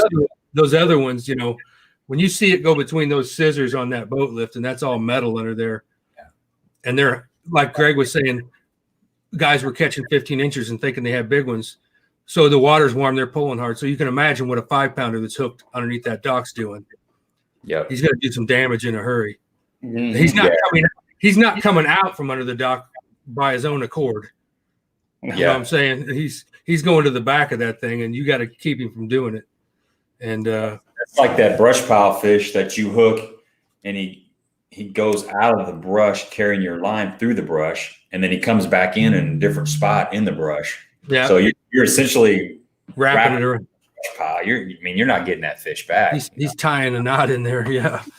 He's got or that flipping fish, man. That bring back a nightmare from a tournament not too long ago where you pull like a 6-pounder up out of the mat, punching, and you see his head and half of his body, and then you just see your beaver going flying in the air, and the fish just kind of wallers back down in the mat. Makes his way back through. That's it. It's like, God, you don't hear about that.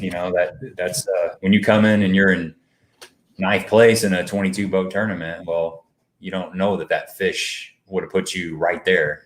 People don't know about that. I mean, you know about it, of course. Yeah. You never get that, but nobody else does. Right. You don't right. got like, oh, I had this fish, I had that fish. Nobody likes to hear that guy. No, I felt stupid saying it, but I did too. It's like, and I'm not saying that, like I said, every fish I saw, it wasn't like I'm hyperbole. I had one on in 15 foot and it felt like a good one. And for all we know, it was a drum, but no, right. These I actually seen them come out mouth open and eat it. So I knew how big. Never hook a drum out that deep when you don't see it. It's always a bass. Yeah, yeah. I always try to tell myself when they get off, they were drum if they're that deep, so I don't feel so shitty. But I tell you what, I don't lose many. I don't think I lose as many fish fishing deep like that.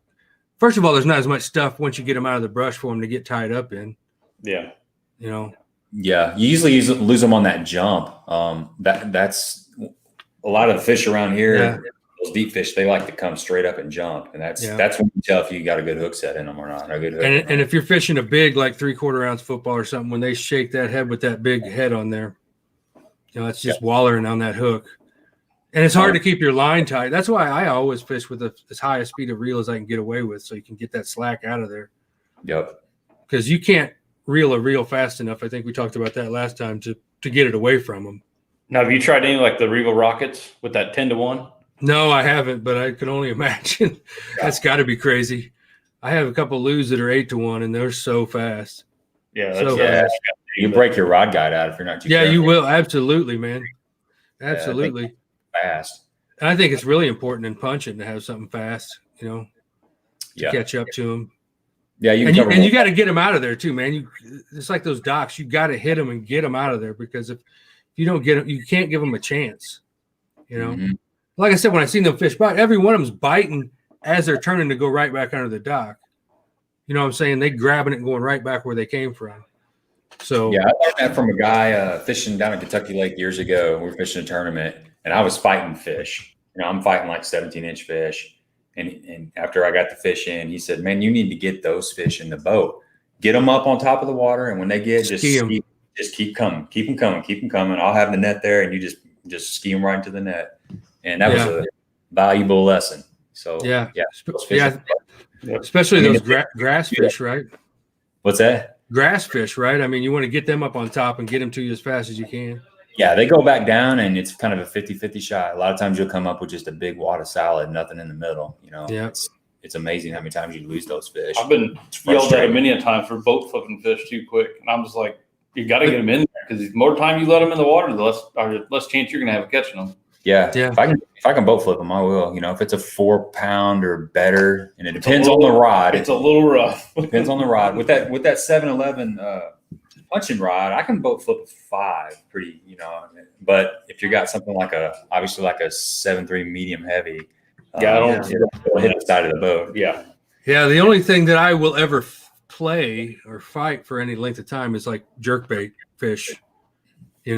You got to just let that rod do the work. And most of the time you're in a little bit more open water.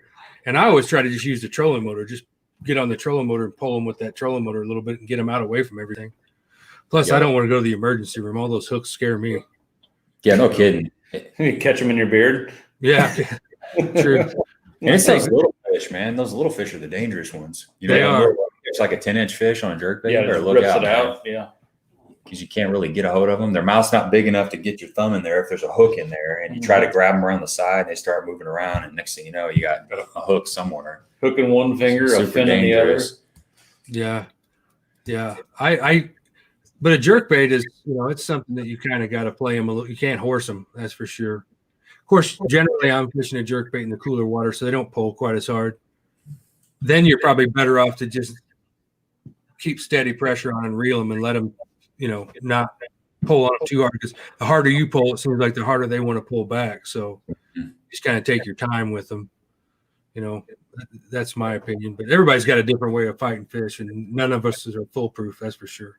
Well, those jerkbait fish in that cold water, they have a different kind of fight. They do. They kind of remind me of trout, where they're sluggish. They kind of do this. It's a Whole body movement, like kind Yeah, of the thing. whole body. It's a real Yeah. hard pull, so you can tear. You can tear that hook out with that movement. It's just a different movement a lot of times. And a lot of time you got one hook in the mouth and one in the side because they come up and swipe at those jerk baits in the in cold water. They're not always getting them all in their mouth.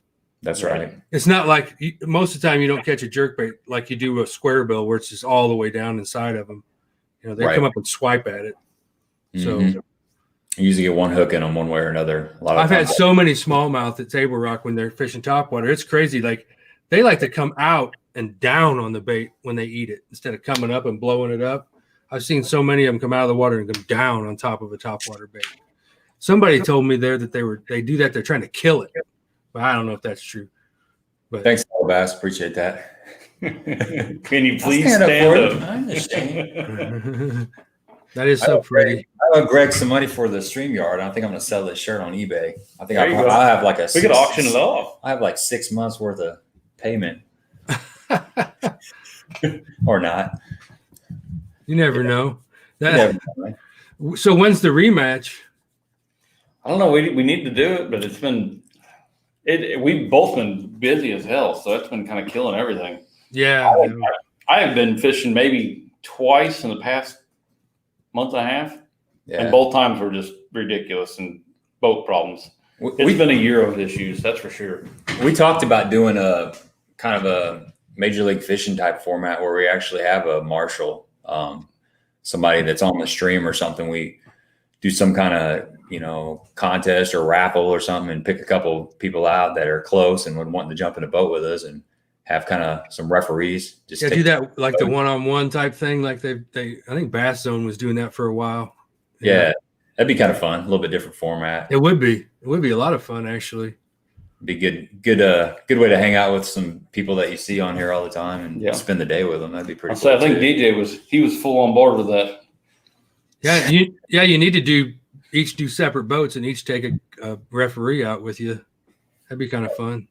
Hellabass said I should cut the sleeves off this shirt too. Yeah, absolutely. Go full muscle. Hey, might as well cut the belly out too, man. Yeah, sun's out, guns out. That's right. Go full Belichick.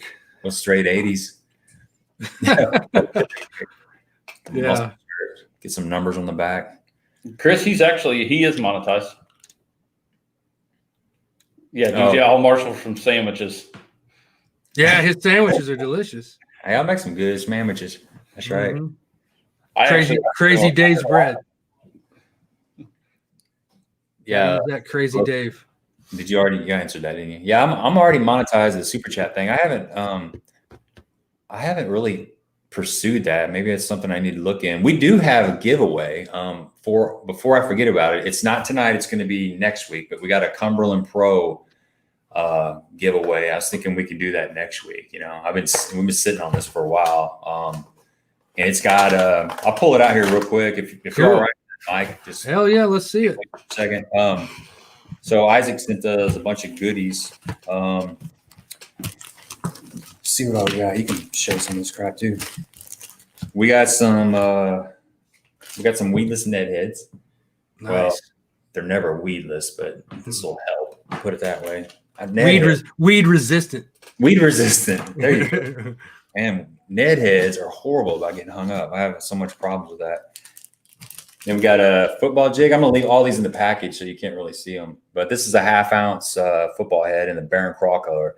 That's like a green pumpkin and orange and black. Is that what? Yeah, and it's got a little bit of white sprinkled in there too. Yeah, there you go. It's I've caught a lot of fish around here on this actual color right here.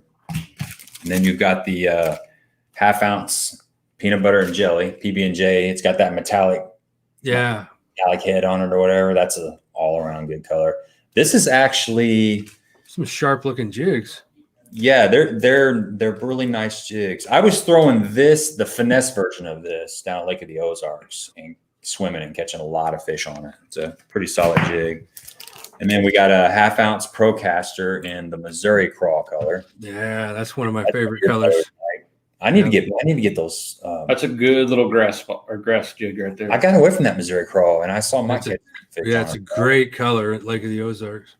I know. I used to fish that all the time. And then here's the now that's the one I tell you what, that is a nice little bait for small. when you got small bait fish around. This is the 1/8 ounce Pro Spin Tail Spinner, and it's a little hair jig. It's got that little Colorado blade on the back. And this time of year, when you've got those small shad, it's hard to find something small enough to get the fish interested in them. So And that's kind of like a little George sort of. It is, but it's got the hair on it. You know, it's got that's cool. Yeah, it's a neat bait. It tracks really well. I've thrown it around quite a bit, and it's great for when those fish are busting a small shad this time of the year. Here's another Procaster. This is 3/8 ounce Procaster in the Cumberland Crawl. Great jig. This is the jig. If you saw video I dropped about a month and a half ago, it was talking about going to more of a finesse type jig in the summertime. This was the jig that I was throwing. So this is a good jig for sure. And we got another jig here. This is 3/4 ounce naked crawl color football jig. This was in the Kincaid video I did, I think the last Kincaid video. This was the color where I caught a couple really nice fish out of Kincaid. So this naked crawl is a good color for the Southern Illinois lakes. So that's going to catch some fish for you. And we got some of these the Finesse swim bait heads. This is a 1/4 ounce, just Finesse swim bait heads. These work great for like the little dippers, the smaller Kitex. Probably use that on your Alabama rig too, I would think. You probably could, yeah. It's got a really good key. Let's see if you can see these. Let me spread them out. I'll say you hold them up there a little closer. You can probably get it. Okay. The keeper guard is the fork. Oh yeah. Yeah, it's got the 2 forks on both sides of the hook. No super glue needed with those. Yeah. They really hold the bait on there really good. And then you've got a 3/4 ounce or 3/8 ounce bluegill irritator buzzbait. It's got a clacker on it, doesn't it? Yes, this does have a clacker on it. That looks like a beast there. It's a great color in the water. I had one good day on Cedar where I was throwing this around and it was raining. Caught the crap out of them on this buzzbait in the same color, that bluegill color. It's not overbearing. It's got more color than say a black, but it's not so overpowering as a white. It's just kind of a good neutral color. I think they can't quite get the good look at it. Thanks, Elvis. Hey, let's get all this out of the way tonight. I don't think that's going to happen. And then lastly is the Insomniac 1/2 ounce black. There you go.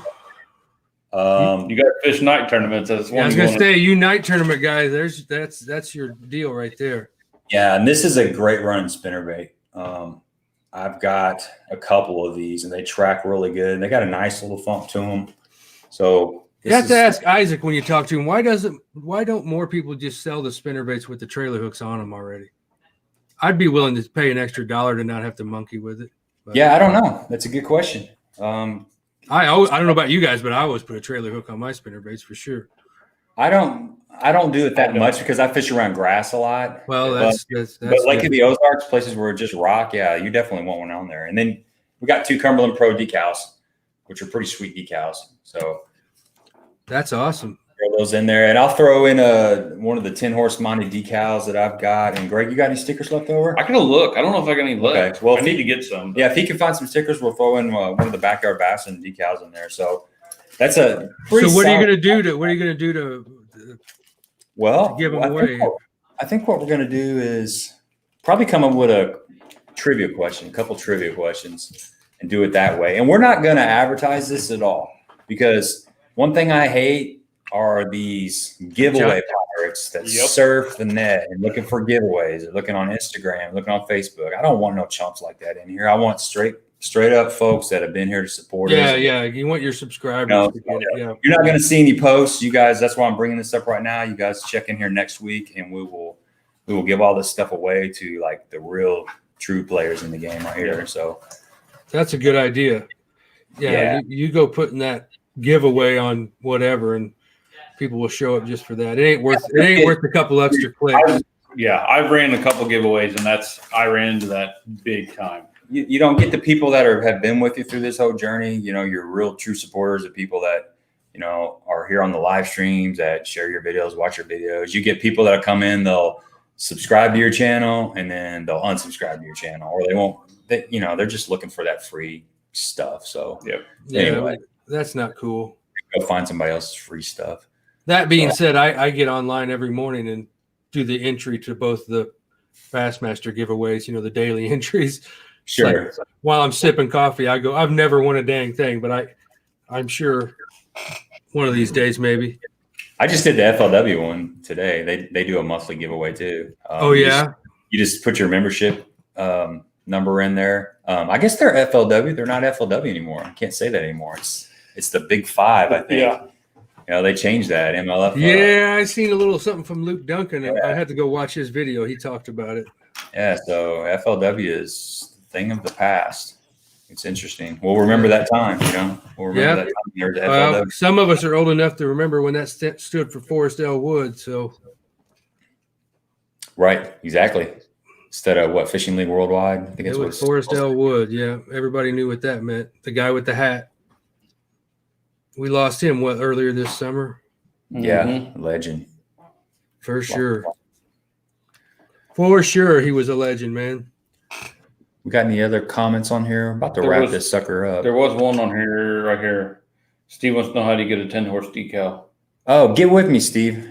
Send me a private message. I'm working on some t-shirts. And it's been kind of a process. It's been like a remod, and then you hear back from them 2 days later, and then you make a few adjustments, and you hear back 2 or 3 days later. But they're being made right now. We've finalized the logo, and we finalized the phrasing and stuff, and the placement of that logo and the sizes and all that. So they're probably within the next week and a half, I'll have them back.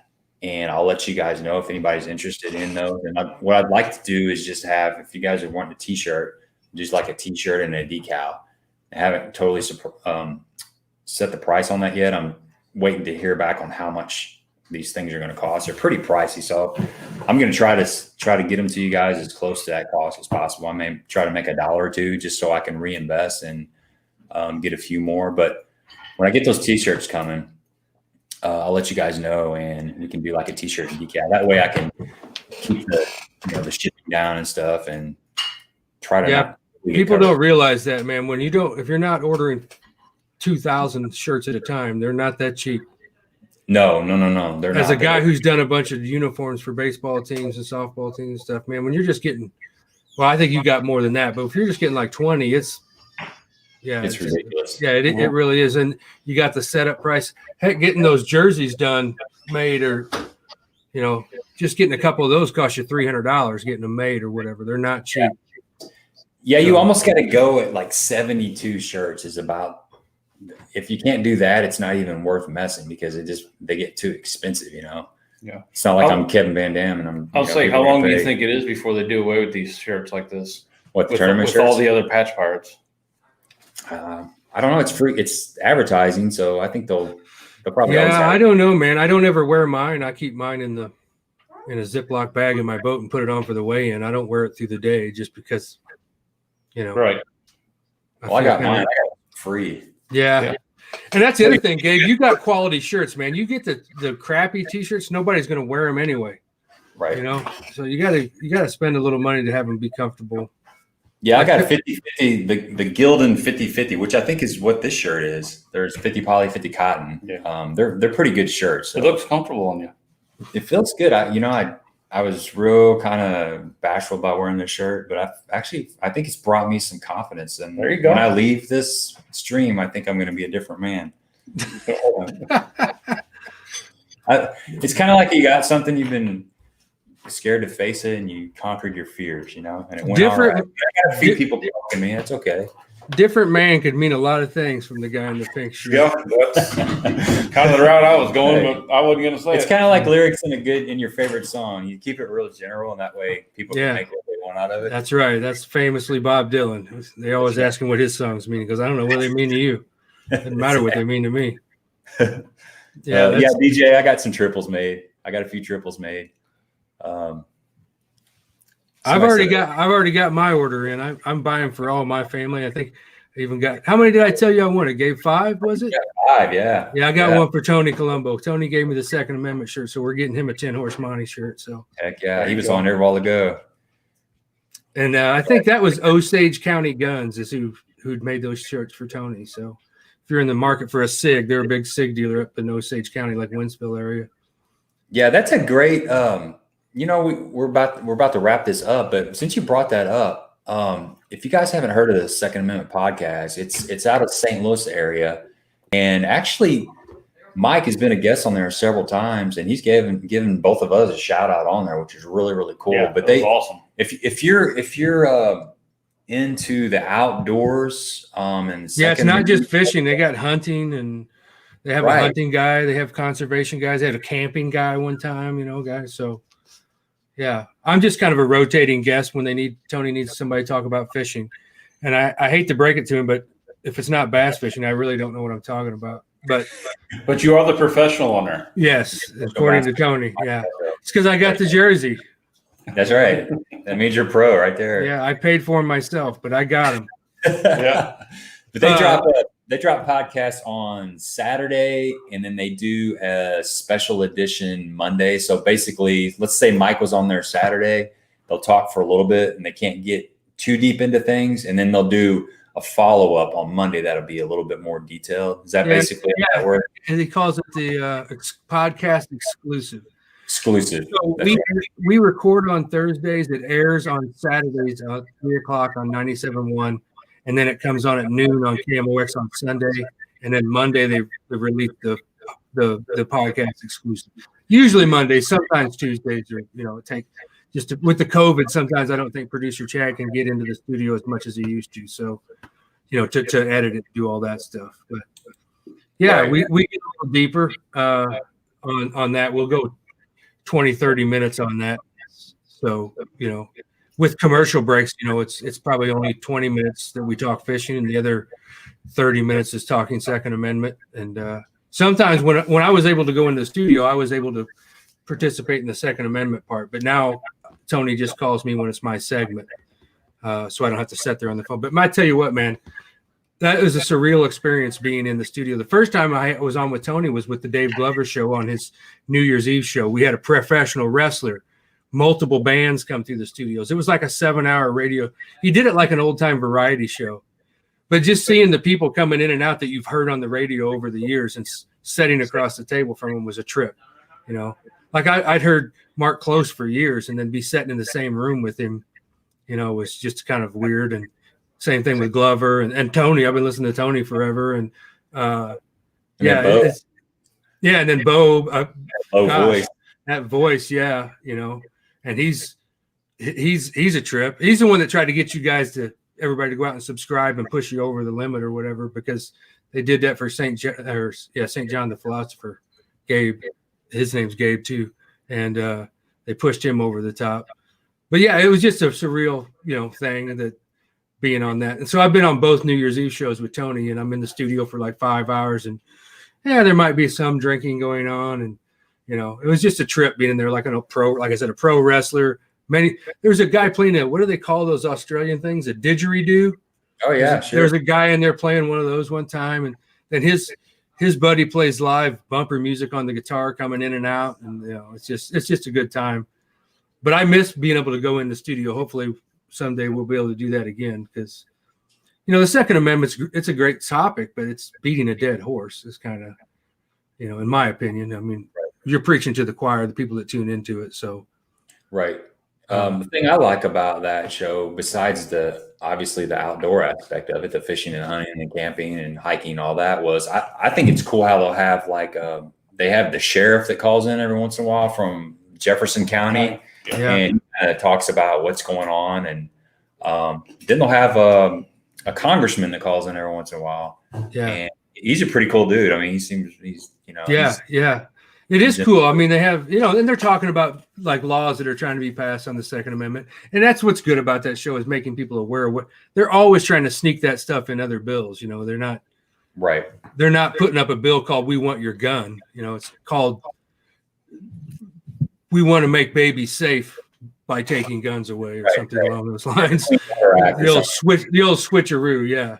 Yeah. Like Dan Crenshaw had as a podcast, the congressman, the Navy SEAL. And he's like, he always does a thing right before he goes into vote to tell you why he's not voting. Like the Clean Water Act really had nothing to do with clean water. There's a bunch of other crap that was laced in there. So if you don't vote for it, you seem like you want dirty water kind of thing, you know. So Right. they're called politicians for a reason, right? They're trying to.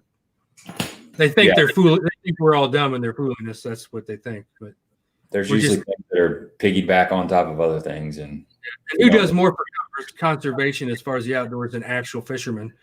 You know, most of us are pretty conscious. I mean, I know Gabe's the same way. I catch braided line on a brush pile. I try to pull it all in and throw it away, or you know, I'll go out of my way to pick up a piece of trash that's floating or something like that in the water. So I think most of us, the outdoors, take care of it better than any of the people making any of the people making the laws. That's for sure. We saved a 1.5's life. Yeah, we saved him. He was drowning, and we pulled him up just in time. Had to cut the braid off of him and throw him on the boat. Did you set it? I thought you set it on the edge of a dock. Did you set it? I set it on the edge of a dock for some kid to find. You know, so it's probably like an Easter egg hunt. Probably with his foot now. No, it was up high. I thought about that. Yeah, I love that about Lake of the Ozarks when you see kids out. I've caught fish from underneath the docks and then taken that very jig over and cut it off and give it to those kids. You know, you see them over there fishing or something. So that's instant confidence for that kid. Oh yeah, absolutely. Yeah. Some dude, big fancy boat, just caught a fish on it, and he gives it to me. That's like the best lure. You can't buy that in the store. No, I can remember being a kid thinking the same exact thing. You know, when you first met pros and stuff, you know, back in the day, Bill Dance, who was the big back then, Tom Mann, Bill Dance, Tommy Martin, you know, all Gary Klein, he was around way back then, Rick Klein, all those guys. Because I did that Bass University way back in like the early 80s when it was all those guys teaching it. You know, they did it before I think it was called Bassmaster University back then. Bassmaster was putting it on, but same thing was all day seminars for 2 days, and you know, they did casting thing for the kids and all that stuff. So yeah, what Ike's doing is awesome with, you know, it's geared for people of all ages and all skill levels. If you think you know everything, go listen to those guys for a day. You'll realize you do not. You know, oh God, yeah. You don't. Yeah, you've not even touched the amount of time that those guys spend on the water. Yeah, none of us has. I've been on the water a lot, but nothing like that. You know, that's like trailering a boat. You know, how many miles do those guys? That's why I went over and asked Scroggins about the tire pressure. You know, because the guys like that are, you know, they're constantly trailering. They've trailered 40, 50,000 miles a year. So they've seen about that was fun at the Pickwick tournament. I know we're trying to get off here, but you just reminded me of that. We got to spend. I was over 45 minutes to an hour. Probably they were there talking, just Gerald. Yeah, and you and you talked to everybody, and there was a real good discussion on LiveScope about just how much of a game changer. I know that's an overused phrase, but how much of a game changer that LiveScope is. It's there's some tournaments where you just don't, if you don't have it, you're fishing for like 30th place right off the bat, almost. Especially out deep like that. It's crazy. But they were talking about picking out fish in the brush piles. But Gerald was saying, like, for practice, right? It's such a big deal. You can pull up, drop and look at the brush pile and see if there's fish on it before, you know, not have to fish it and then move on. You know, maybe put a different waypoint on that, say, oh, this one had fish on it, and move to the next one. And then watching the jig in the brush pile. Watching him come up and look at it, you know, yeah. I mean, and that's coming from a guy that's sponsored by Humminbird, but he went out and put a LiveScope on his Humminbird. He was explaining how he uses his 360 in conjunction with his LiveScope. So I really, really want one bad. And then we talked to Brett Graveau, remember, at like the Ozarks, and he was saying how he had the Garmin set up, the Garmin trolling motor and the Garmin electronics with the LiveScope. And right. He was saying, foot pedal on the Garmin on the trolling motor, right? That's what he did. But you know, he'll get used to it. It's just different. Yeah. It was a Garmin trolling motor. He said it had more power than any trolling motor he's ever had. That's right. It's almost too much power. And quieter than any trolling motor. But he said the foot, you know, he's just so used to that cable steer that, you know, it's taken me a while to get used to the Ultrex too. It steers completely different, but you'll get used to that. That's like switching from Motor Guide to Minn Kota. It takes a minute to realize the switch is on the other side.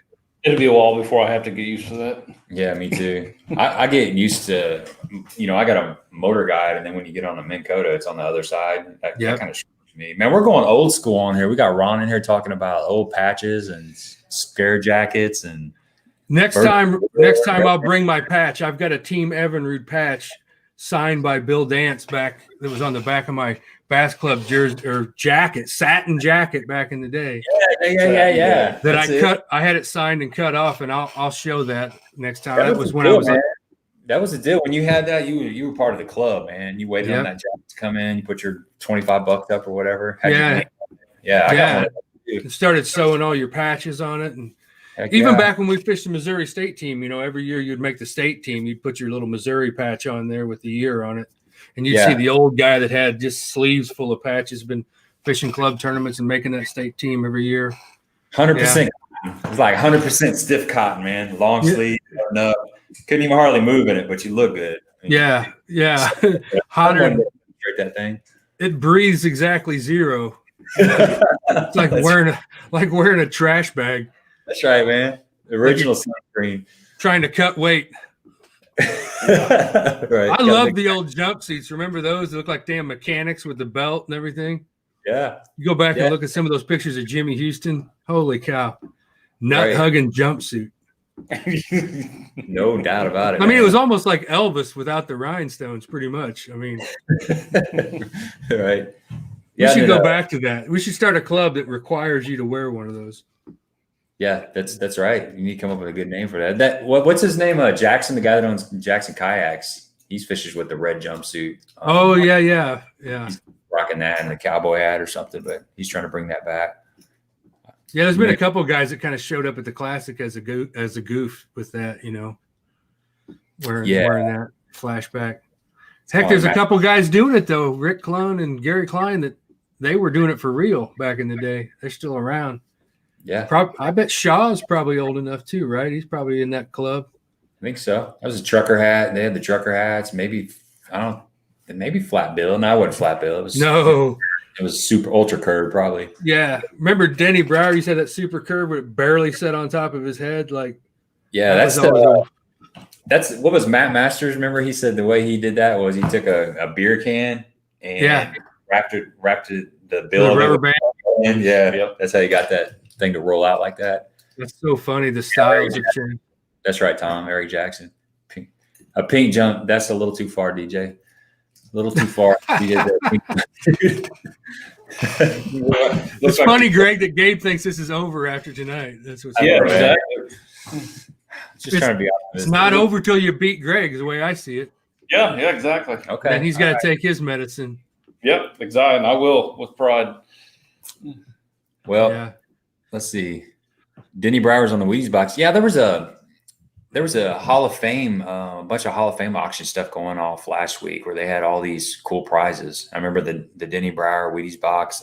He was on David Letterman after that Classic win. That's right. You can go find that. It's on YouTube somewhere. Yeah, he doesn't look real comfortable, but yeah. That was a big deal.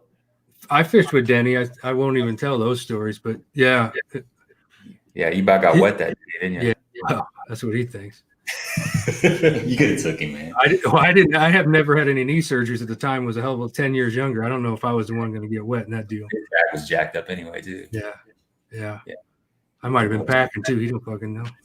Yeah, put him in the cooler. He was a big, strong dude back in the day. He's a concrete finisher. I mean, when he was a young man, I definitely wouldn't have wanted any of that. But he wasn't exactly young at the time. But you know what, though? Bass did that to themselves, man. Putting a co-angler in the back with professional fishermen and paying a $750 entry fee. We're going to want to catch fish. I think we talked about this. You can't do that. You can't make first plies in the co-angler $50,000 and think people aren't going to get weird. Yeah, you know what I'm saying? You could be the Marcus Sikora of whatever lake, and that tournament comes to your lake. You're going to pay the $750 and try to get that $50,000 because that's better than any tournament you can get into as a boater to win. Yep. And your chances are you're going to be around fish most likely. That's right. And it was a disadvantage to the other anglers if if one of those anglers wasn't on fish but drew a guy like Marcus or even me or somebody that knew the lake, I could help them out. You know, I can say, oh, you shouldn't even be throwing that color. Or, no, this time of year. You know what I'm saying? You had an advantage if you drew the right co-angler. Even if that co-angler just wasn't a pain in your ass and the other guy had a pain in the ass in his boat, that's a difference. Some guys don't handle that well with distractions. And I had guys that were really cool about it when I fished as a co-angler in the elites. Was they would flat tell me, I'm going to be quiet for the next 2 hours. This is my best strep. I'm going to concentrate. We're not going to talk. I'm cool with that. I like the fact that you said it and told me up front, you know, that way I don't sit back here wondering what I did wrong. You know, communication's key with everything, right? I mean, I don't know if you've seen that Bradley Hallman video just recently when he was trying to get past that guy to go up that creek. I saw that. I watched that a while ago. And I don't think Bradley did anything wrong. No. He went up and asked, and the guy, he said, I want to go back there. He's like, well, then go. But you can't just sit here and keep me from going. Right. You got to make up your mind. So I've had this similar situation, and Bradley did the right thing. He didn't fire up his big motor and try to idle by him. He pulled up there on his trolling motor and told him what his intentions were.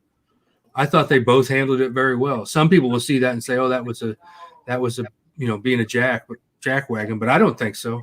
If that thing goes back there for a long ways, like Bradley said it does, and I'm sure it does, then you can't sit at the mouth of it and keep people from going up it. Well, he said he fished back the creek for, I don't know how far he said. And never ran into the guy again. Never ran into the guy, yeah. And so that just tells you shows you how big it was. And then that other guy, he turned around and said, I will do you a favor and stay on my trolling motor all the way up there. Right. So whether he did or not, he did that until he was out of sight for sure. And then he probably did. I'm sure he was honest about it. And, you know, you're in that skinny of water, that narrow, you have no business firing up that outboard anyway if you're planning on catching, you know, or else you're going to idle. I don't know. I wouldn't. I would put the trolling motor down and troll up there for sure. Yeah. Because that was pretty narrow. That was a couple boats wide, you know, boat lengths wide. Right. It was a pretty narrow little stretch. It didn't seem like it was really deep either. But if you just talk to your competitors and when you have those issues, you can get through most all of that.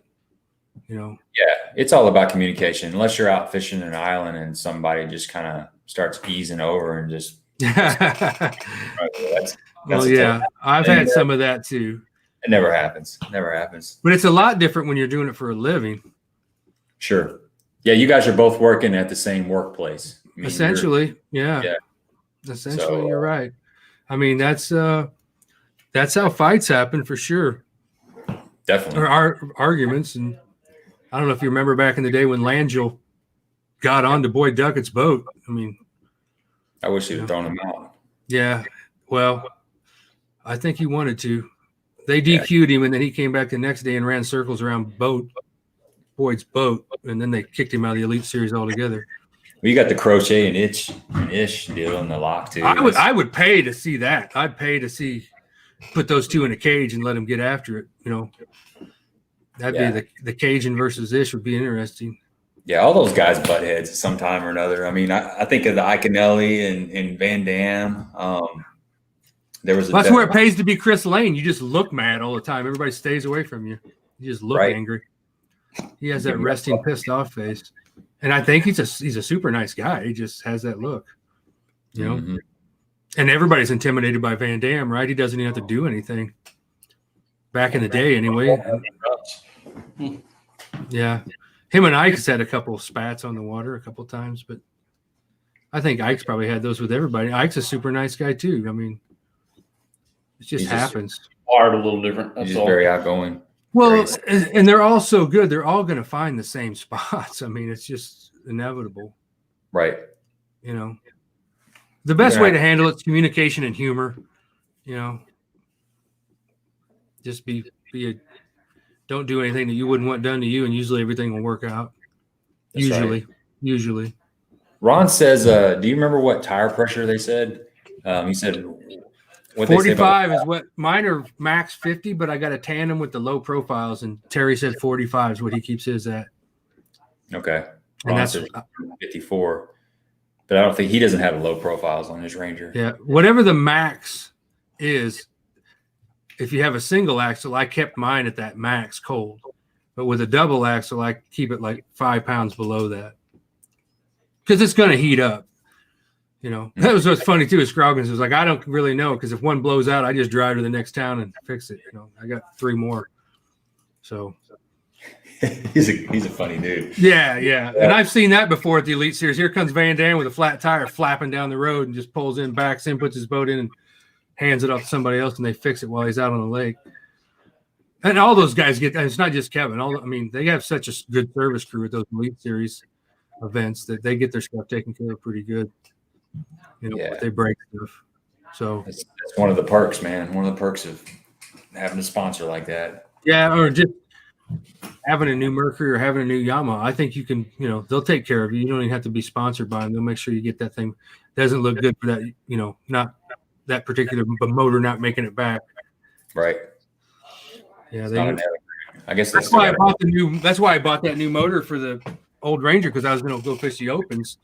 And even in the opens, you know, it's under warranty. Mercury's going to take care of you while you're there. They have a service team at the opens too. So they would have taken care of my 96 too, but it's like, I don't think they're going to have parts for a 96 EFI, you know. They're not carrying around a truckload of parts. So no, that's going to be, there's going to be a couple phone calls required to run something like that down, most likely. Yeah, most likely. I know the feeling. Yeah. So mine is 96. I had a 93 Nissan on my little boat, and the mechanic told me these parts are getting kind of hard to find. You might want to upgrade sometime soon. So now I got that 2018 Daihatsu, which I should have done it sooner, but yeah, you can only keep stuff so long. Yeah, you were talking about those windshield grommets when I bought like the last 3 sets that they had at Belleville Sports, just because I knew that I wasn't going to be able to get any more eventually. And I think I gave them to Ethan when I sold him the boat. I'm like, I don't think you can buy these from Ranger anymore, but I got 3 sets of them. So here you go. You know, because I knew that eventually those wear out. It's keeping all that stuff out of the sun's how you keep it from wearing out. I mean, I know you can't when you're fishing, but keeping a cover on it or in a garage somewhere. Yeah, my son plays havoc on anything. Yeah, it's hard on everything. I'm real anal about my putting a sunshade in my truck all the time, just to keep. It shades it so people are trying to look in, they can't see what's in there. You know, in my Suburban, I always had a lot of tackle in the back, so you can't see in it if you keep it all dark in there. So, yeah. And I learned that cooler trick from Aaron Martin's. Like, I keep all my fishing line in a cooler so the temperature doesn't go up and down too fast if you have to leave it in your truck or put it out in the cold or whatever. It doesn't change temperatures quickly. It's a great idea. I keep all my fishing line in a Coolman cooler. So, well, Mike, we're gonna have to let you go, bro. Yeah, man. Going fishing in the morning. Nice. Where you going? Going over to Kincaid. I haven't fished in Southern Illinois in like 2.5 weeks, man. I'm feeling kind of rusty and crusty. I'm gonna go over there and jump in a boat with somebody, and hopefully we're gonna catch some fish. I don't know. We got this cold front kind of coming through. Yeah. I don't know what's going to happen, but who cares? They'll probably be pulled up close to cover or something. We're probably going to be punching and throwing a frog and stuff. So I'm looking forward to it. Sounds like fun. Get around some grass. Haven't fished any grass. Well, we fished grass down there in Pickwick, but sort of. We fished it. We didn't catch it. We tried. Yeah. So anyway, we got this giveaway going off next week. Who's the guest next week? Do you know yet? I don't know. We're still kind of working on that. I don't really know yet. I'll have to make some phone calls, and I got a little short list of people, so got to figure that out. I'll definitely make a post on that and let you guys know. Probably, Friday, Saturday, Sunday, something like that. So let me know if I can help. I might be able to rattle a couple cages if you come up short. You know, I need to call Marcus, get a hold of Marcus, since he let me borrow his coasters. I think we got some kind of personal relationship now. Yeah, he told me he really wanted you to bite on that $200 versus giving him back. Give him 100. Yeah, you have to throw that up there. Good luck, Pinky. My fingers slipped. I didn't even mean to push it. Yeah. All right, guys. Thanks for having me on, man. We'll do it again, and I'll have my office done hopefully by then, and we won't have this whole hillbilly set up behind me. But hey, I love it, man. It's original. Yeah. There you go. So, all right, man. Say hi. All right, man. Peace, guys. Take care. Later. Woo. Whew, that was cool. That was fun. Mike's a fun dude to hang out with, man. We have a lot of good times down there on our little trips. Outfish. So this is I got to wear this one more time. Yes, one more time. I agreed too. I'm a man of my word, and I did it. You're good. And so I got one more time. I don't know if I'm gonna do it out on the water. I might just do it for like a hike. I'll go on a fishing hike. Fishing hike. Yeah. So just me walking through the woods with the fish Yeah. pole, looking for the secret honey hole. Yeah, it's probably in your backyard while we're in the same tree. It'd be a great video. I'll make a 35-minute video. Yeah. Get 3 views and lose like 20 subscribers. So yeah, Mike was great. It's good to thanks Mike for coming on here. That's like I said, he's fun to hang out with, man. We don't get to hang out enough. He lives all the way up in St. Louis or up in Fenton. So we try to get together anytime we can. So thanks, Whitewell. Appreciate that. Hillbillies rock. Yes, they do. And I guess that's it, right? Yeah, that's Done. it. That's all we So got. next week, the giveaway, we'll come up with a couple questions and we'll try to figure out a guess. So appreciate you guys sticking on there. I know it was a long one tonight, but lots of fun stories, good times, and we'll see you next week. Yeah. See everybody Monday. All right. Peace.